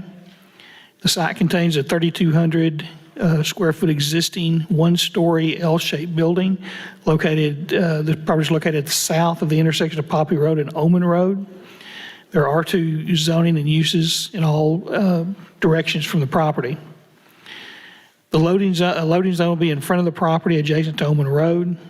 The proposal calls for new paving in this area, and a new proposed fence will be constructed between the parking area and the building. A playground area will be added to the property, which will be located behind the new fence, close to the building. There'll be another playground area proposed behind the building or in the rear, within the rear of the property. Signage will comply with all zoning requirements, section 36553 of the code. This is office zoning signage. A new dumpster will be added at the northeast corner of the parking area. The application calls for 11 parking spaces within the front parking area. Staff believes the parking will be sufficient to serve the daycare use. Staff feels the proposed daycare use at this location will have no adverse impact on the general area. Staff recommends approval of the CUP, subject to compliance with the comments and conditions outlined in paragraph E and the staff analysis of the agenda staff report. Okay, is the applicant present? All right.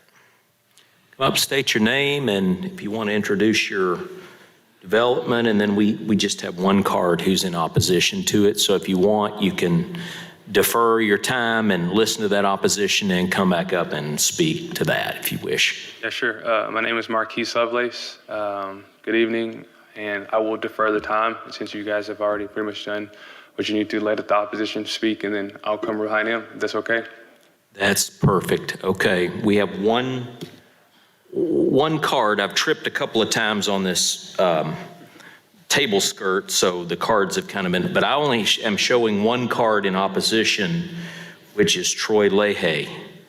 So Troy, I hope you have a good reason for taking this off consent and making these people sit here for 3 hours tonight and watch our 3.5, we're on 3.5 hours now, so. Mr. Chairman, it kind of reminds me of old times when we started a lot earlier than it is today and went a whole lot later, but that's here.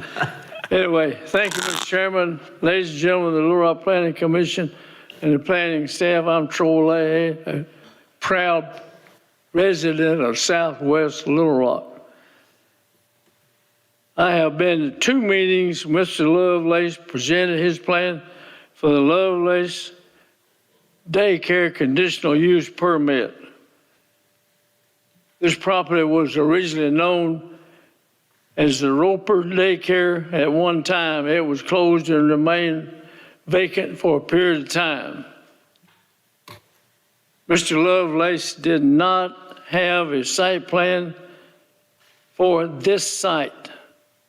I had been sent a hand-marked copy of a survey from the city staff that the information about the surveyor had been blocked.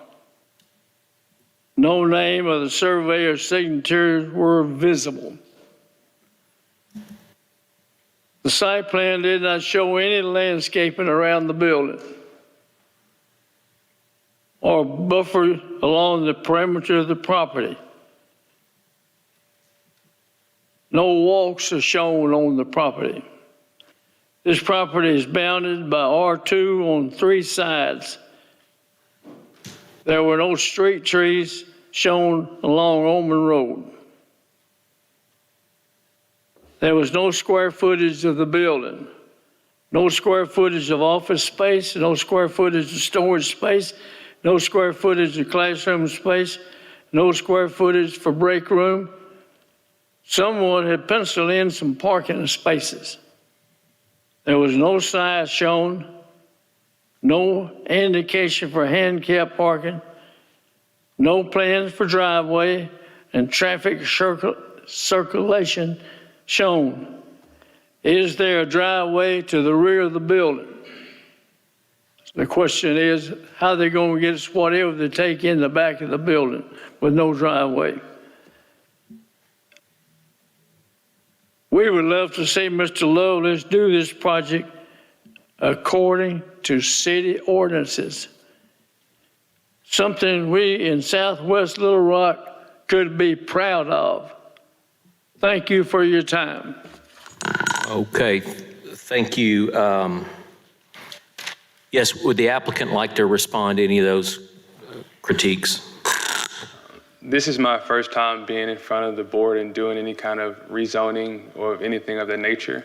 I was given a list of criteria and things to address by Mr. Torrance when it came to the things needed to get to this point of this property. And I addressed each one of those concerns and did every bit of due diligence.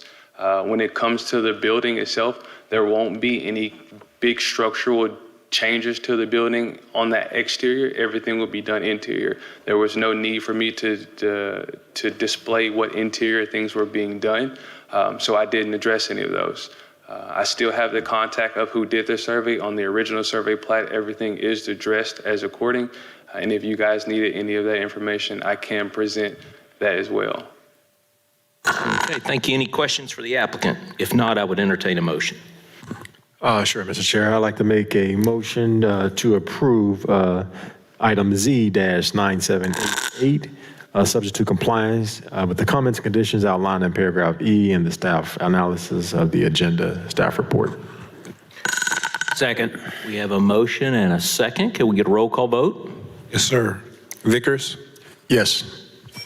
Brown, Yes. Haynes, Yes. Latour, Yes. McDonald, Yes.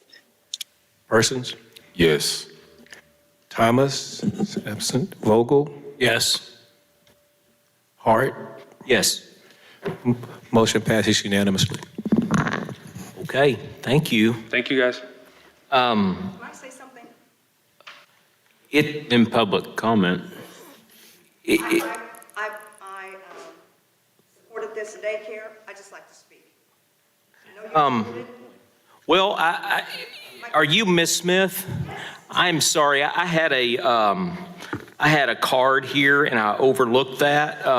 It was approved unanimously, so the best thing to do would be to just, if I were you, I would move on down the road. I'm going to move on down the road, but I like to say I'm Cloverdale neighborhood president, and I supported this daycare. Okay, thank you. We need the daycare in our neighborhood, and it's good to see something come in.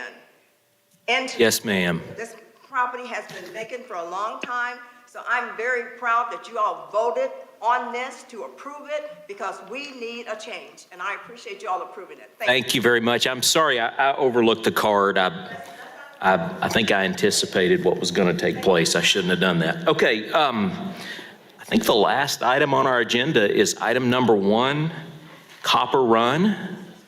So we'll have a staff reading on that.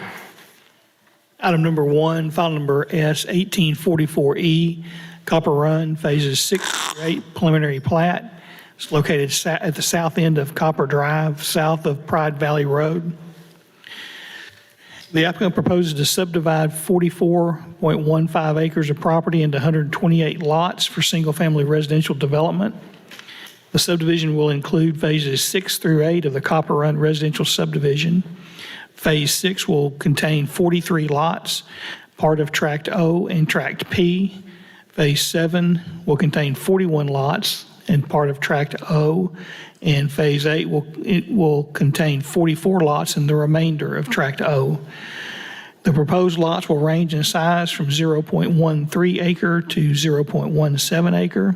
There will be 5,120 linear feet of new streets within the proposed development. A 90-foot wide right-of-way will be dedicated along the south property line of the overall property to accommodate a future east-west minor arterial roadway as shown on the city's master street plan. A 30-foot wide secondary access will extend from Ironwood Way between lots 134 and 135 to the future east-west minor arterial roadway. The applicant is requesting a variance to advance grade phases 7 and 8 with the grading of phase 6. The applicant notes that the advanced grading of phases 7 and 8 will reduce the amount of earthen material that will have to be hauled across city streets. Staff supports that request. Sections 36254D 1 through 3 of the city's zoning ordinance requires minimum front building setbacks of 25 feet, minimum rear building setbacks of 25 feet, and minimum side setbacks of 8 feet or 10% of the lot width. The applicant is requesting a variance to allow 20-foot front and rear setbacks and 5-foot side setbacks for the lots that are wider than 50 feet. Staff is supportive of the requested variance as the proposed setbacks are the same as those within the existing Copper Run subdivision. Staff is supportive of the proposed preliminary plat and recommends approval, subject to compliance with the comments and conditions outlined in paragraphs D and E and the staff analysis of the agenda staff report. And we have one other late condition we want to add to that, and that is the condition that's subject to, and that this plat is approved subject to resolution of any claim for monetary compensation by the Suburban Sewer Improvement District, number 239, prior to the issuance of any certificate of occupancy by the city for phases 6 through 8. Okay, is the applicant present? All right, and first of all, let me apologize to applicants and opposition. I know we're going on 5 hours? 4 hours. We're going on 4 hours, but it's felt like it, hasn't it? Couldn't make it go any faster. Sorry about that. Okay, go ahead. Good evening, Chairman, Commissioners, and staff. We'll try making this quick. I'm Brian Dale from Joe White and Associates, representing the owners and developers for the preliminary plat that's in front of you tonight. As staff has stated, the original application was made to subdivide 44 acres into 128 single-family residential lots.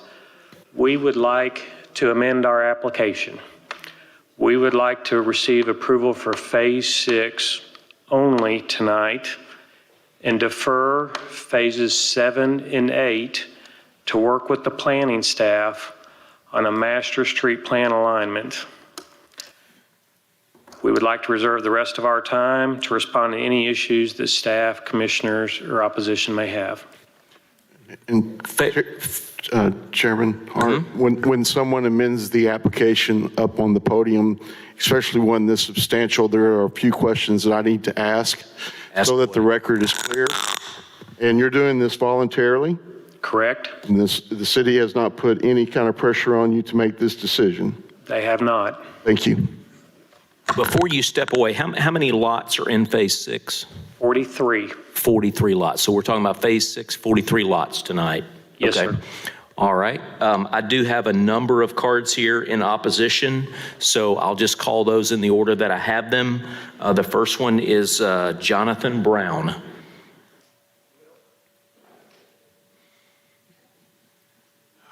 And I'll remind you guys that we have a total of 20 minutes for the opposition. There wasn't a section to say that you approve with certain conditions. So I just said no. I disapprove, but I've already talked to some people here, and I think we have a committed group that's trying to do the right thing. My property, thank you for letting me speak, but I live on 4 acres that are adjacent to Phase 7 and Phase 8. My wife was raised 2 blocks down on the street, went to Baker Elementary.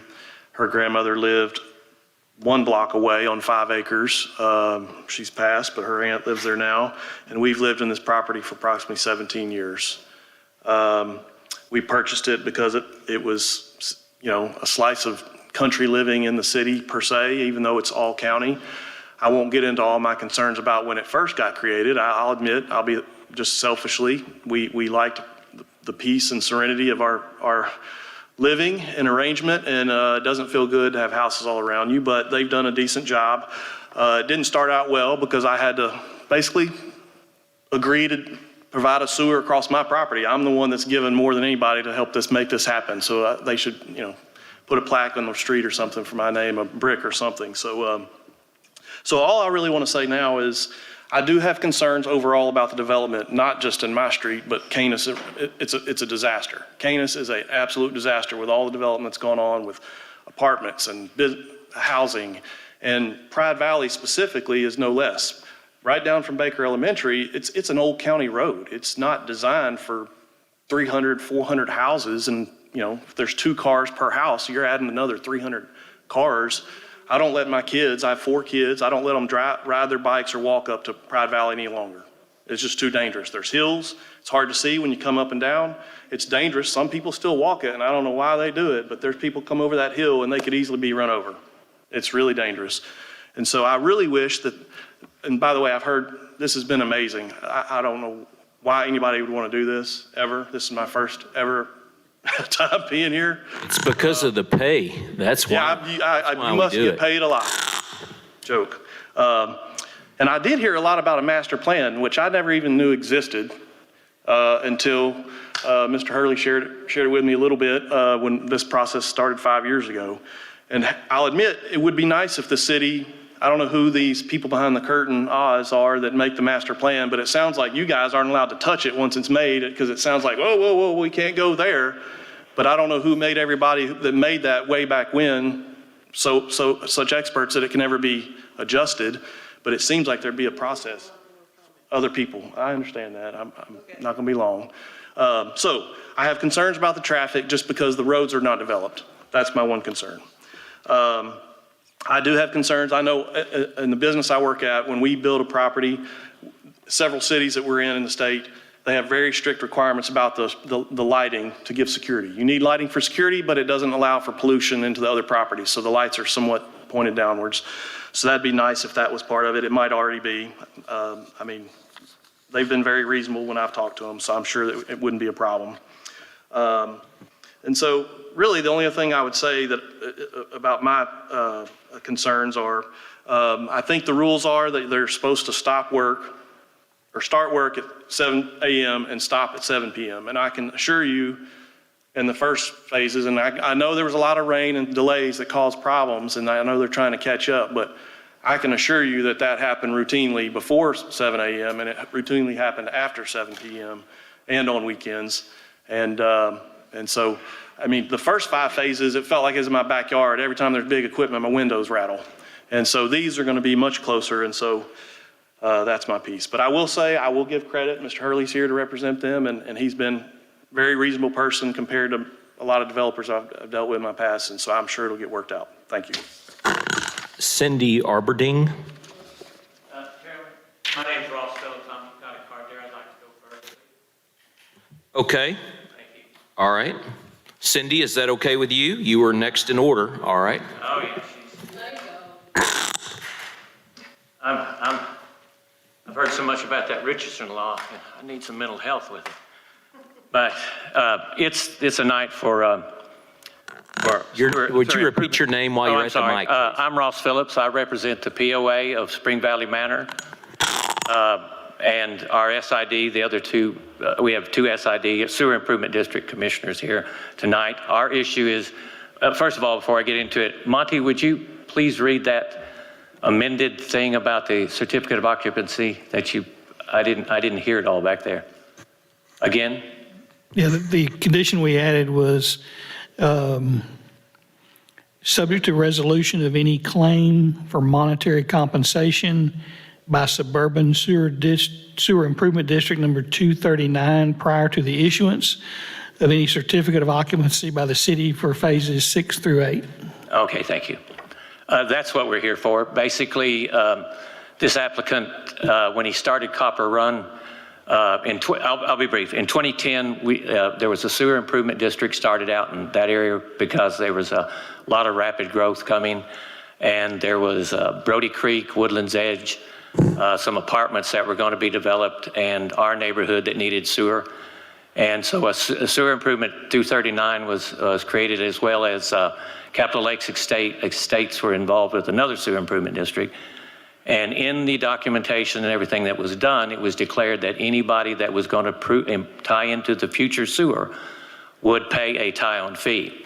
Now, our two other commissioners that are here can address this issue, but this applicant negotiated with the SID 239 for quite an extended period of time, and the debate was over how much he was going to pay to tie in. At some point, he decided he didn't need to do that and went to wastewater or water reclamation and somehow signed all the documents he needed and then tied in to the sewer line without paying any fees. Due to the pandemic, it took us several years to get to the courts. The court has rendered a decision and a judgment against this application on this particular project. So he has managed to, due to the pandemic and delays, he has managed to finish out the first 5 phases of this project. And now he's wanting to finish out the next 6, 7, and 8, I think 192 more homes, while this is tied up in court. We do not know when the court date for this, he's appealed that decision. We do not know when this next court date will be next year, or if he'll even appeal that, if he loses that, and go on and on. So our request is that this thing be denied until some kind of legal decision is made, because now he can use the legal courts and the process to continue to go on and finish out 192 homes and tie this up for a long time.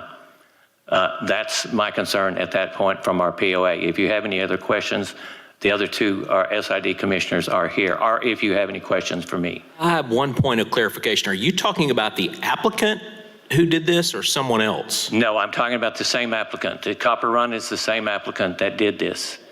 This is an extension of he's done phases 1 through 5. Okay. Different entity. This entity has nothing to do with phases 1 through 5 or the lawsuit. But it connects to it connects into phases 1 through 5. Ryan, we'll let you speak to that in just a minute. Okay. Thank you very much, Thank sir. you. Okay, Cindy, would you like to speak now? Please state your name at the podium, please, so we have it on record. You might want to pull that mic down. There you go. Can you hear me? Cindy Alberding, A-L-B-E-R-D-I-N-G. I'm used to spelling it, so I'll just do it early. We're really here. We don't care if they build more houses up there. That doesn't bother us. That's not why we're here.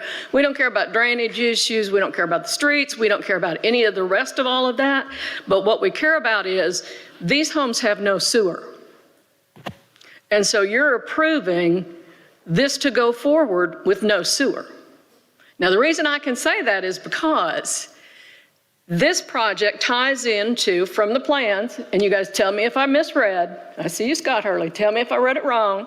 But this ties into some lines that they put in for 1 through 5. I think they put in 300 foot or something along that. That line is what hooked into 239's line without payment. So you've got to hook up into 239 that is not currently legal, and it's going to hook into a sewer upline from that, and that's where we ended up in court before. So I'm here from 239 to tell you this property has no sewer. The other thing that I would point out is that they were told by Water Reclamation that they had to make an independent determination of the existence status, amount of any fees that could be due to third parties. This is in the lawsuit judgment, page 3. And you have a copy of that. I think Kathy, done? Okay, you've got a copy of that so you can see what we're talking about and what the judge did with this. They knew we were there. And they knew how this worked. And they hooked up anyway. One person from their office had said that they thought because the city had the ownership of the lines, that they would not be responsible to us for anything, even though they had negotiated and talked with us for quite a while. They quit returning our phone calls. They didn't return our emails. They ghosted us all the way down the line. And now I will just say, here I am today. They're coming in for 6, 7, and 8. They have not contacted us. They have not tried to work anything out. And that judgment that you have in your hand from Judge Gray says that we have the right to have connection fees on the line. Thank you. Gordon Duckworth? No, Gordon? Katnian Watkins? You're good? Okay. All right. Would the applicant like to come back up and address some of those issues? And then I'm going to be asking staff if they have a opinion on this sewer line issue, or even if it's relevant at this point. We're approving a plat. Obviously, no homes will be built. Will receive a building permit without necessary utilities, so that may not even be relevant for this issue before us tonight. But go ahead, Brian. Mr. Brown expressed some concerns about hours of operation. We'll work with our contractor to limit those hours of operation. They're a little bit aggressive that they like to get in, get the work done, and shorten the construction time frame. But we will be in contact with Mr. Brown, and he's good to work with. We'll work with him. As for the lawsuit issue that's on Copper 1 through Copper 5, that is in legal hands. That's a different development entity. That's a different project. That project doesn't have anything to do with this. This is a different development group on a different piece of property. The attorneys, Tom Carpenter, has already worked with this developer's attorney. They have a resolution worked out with staff. That doesn't have any impact on this bearing. Again, we're asking to amend the application to phase 6 only, 43 lots. We will like to defer action on phases 7 through 8. Be glad to answer any questions you guys may have. Can you describe the entities a little bit better? Two separate entities? Are they separate in name or EIN, or are they just totally different people? They're different people, they're different EINs, it's a different entity. Yeah, I got a quick question here. Yeah, Mr. questions Chairman. from commissioners. Go ahead, Mr. Pickers. We talked about, young lady talked about District 239 and talking about tying into the sewer. Can you attest to that or kind of give us an update on that? We did the work on Copper 1 through Copper 5. That project did tie on to District 239. That is what the lawsuit's over, that they've been in court and there was a judgment on. This project here, phase 6, will not tie on to District 239. It'll tie on to the sewer that's in phases 1 through 5. So there will be no direct connection to 239 with this project. Thank you. Yeah, Mr. I guess well, number one, I do want to hear also is Director Haynes said, I do want to understand if the sewer issue is even something we can consider. But if that is something we can consider, I guess I'm confused as to how, if this one's tied into the one in dispute, and how does it not tie into the one that's being, where the legal action is? I guess Sean needs do you to have any answer whether comments they can on even this? consider this. It's stumping us. Yeah, look, the commission has the handout And I would refer you to the last page, and this is going to be an exhibit to this record, so that if anyone needs a copy of the record, your decision will be based on part of what Tom says on the last page in paragraph 2. The city attorney wanted some sort of escrow agreement between the two parties in case in the future someone would tie in and that would cover it. But he also doesn't want to put this commission in the position of acting as a circuit judge like we talked earlier. So it's kind of a complex issue with no real clear-cut legal answer. It's made for law school. But Tom's words on this, and you should certainly consider them because he's the city attorney. So in that second paragraph there, right, is that what you're referring to? Absolutely. As I understand it, there's an agreed upon escrow, because I don't think some of our commissioners that are online will not have this handout, I assume. So can I read it for them? Please. I'm gonna read it. Yeah, so it says, this is from Tom Carpenter, and it was written to Jamie. It says, as I understand it, there's an agreed upon escrow amount that has been created for the current outstanding judgment being appealed. If the developer will also place in escrow an amount that will cover the future fees, if the appeal is unsuccessful, then I do not see how anyone is harmed if the Planning Commission grants its approval. That said, if such an agreement cannot be reached between the parties to the litigation, then I wonder how the city can approve a proposal when such a critical issue is up in the air, Tom. So, am I correct in thinking that if we address the plat tonight and approve this, is this a preliminary plat? If we approve it, there's connections to the sewer and building permits and all of those things. Those all have to be met, correct? I mean.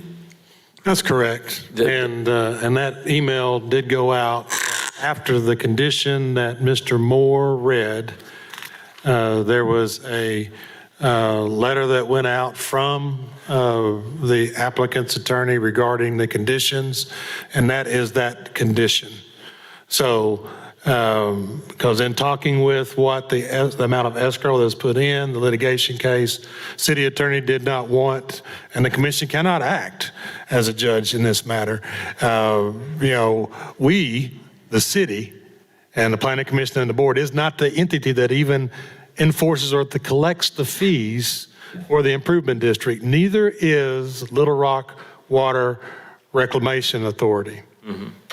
And so what's that condition that was placed there that we read in come from the city attorney's office, handed to me in the office and said, put that condition in, that would cover us at this time, and it can be heard at the planning commission. So that is why that condition was placed, and Mr. Moore read it.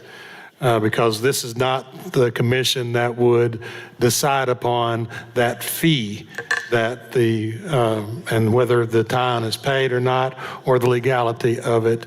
We are the commission that would decide on, is it available? And the answer is yes. Okay. Any questions from commissioners? I just have one question. I just would like to kind of understand the reasoning behind removing phase 7 and 8 from this approval. You could explain that. And just having phase 6.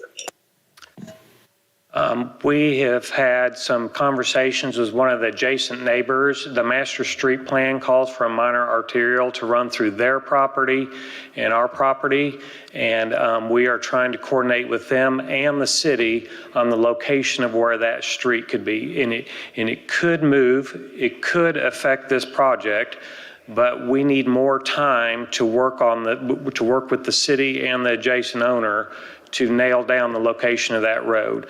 So in visiting with staff earlier today, it was a last minute decision. It was decided upon the best thing was to remove 7 and 8 from this application while we work through that. Any other questions from commissioners? If not, I would entertain a motion. Mr. Chairman, I would like to make a motion for item S, excuse me. One. Yeah, excuse me. It is item 1S-1844-E, the Copper Run Phase 6 only. I'd like to make a recommendation for approval, subject to the compliance with the comments and conditions outlined in the paragraphs D and E in staff analysis. All right, we have a motion. Do we have a second? Second. Second, okay. All right. Any other discussion among planning commissioners? Okay, roll call vote, please. Vickers, Yes. Brown, Yes. Haynes, Yes. Latour, Yes. McDonald, Yes. Yes. Persons, Thomas, absent. Vogel, No. Hart, Yes. motion passes. Okay, motion passes. All right. Any other business before the planning commission tonight, or do we have any public comment? It's late, but we'll still take public comment if you want to comment publicly. Could I ask a question of staff real quickly? Sure.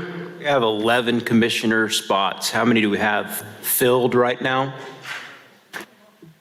We have 10. You have 2 open positions currently. Two open? I guess I'd like to go up before the podium then. Okay.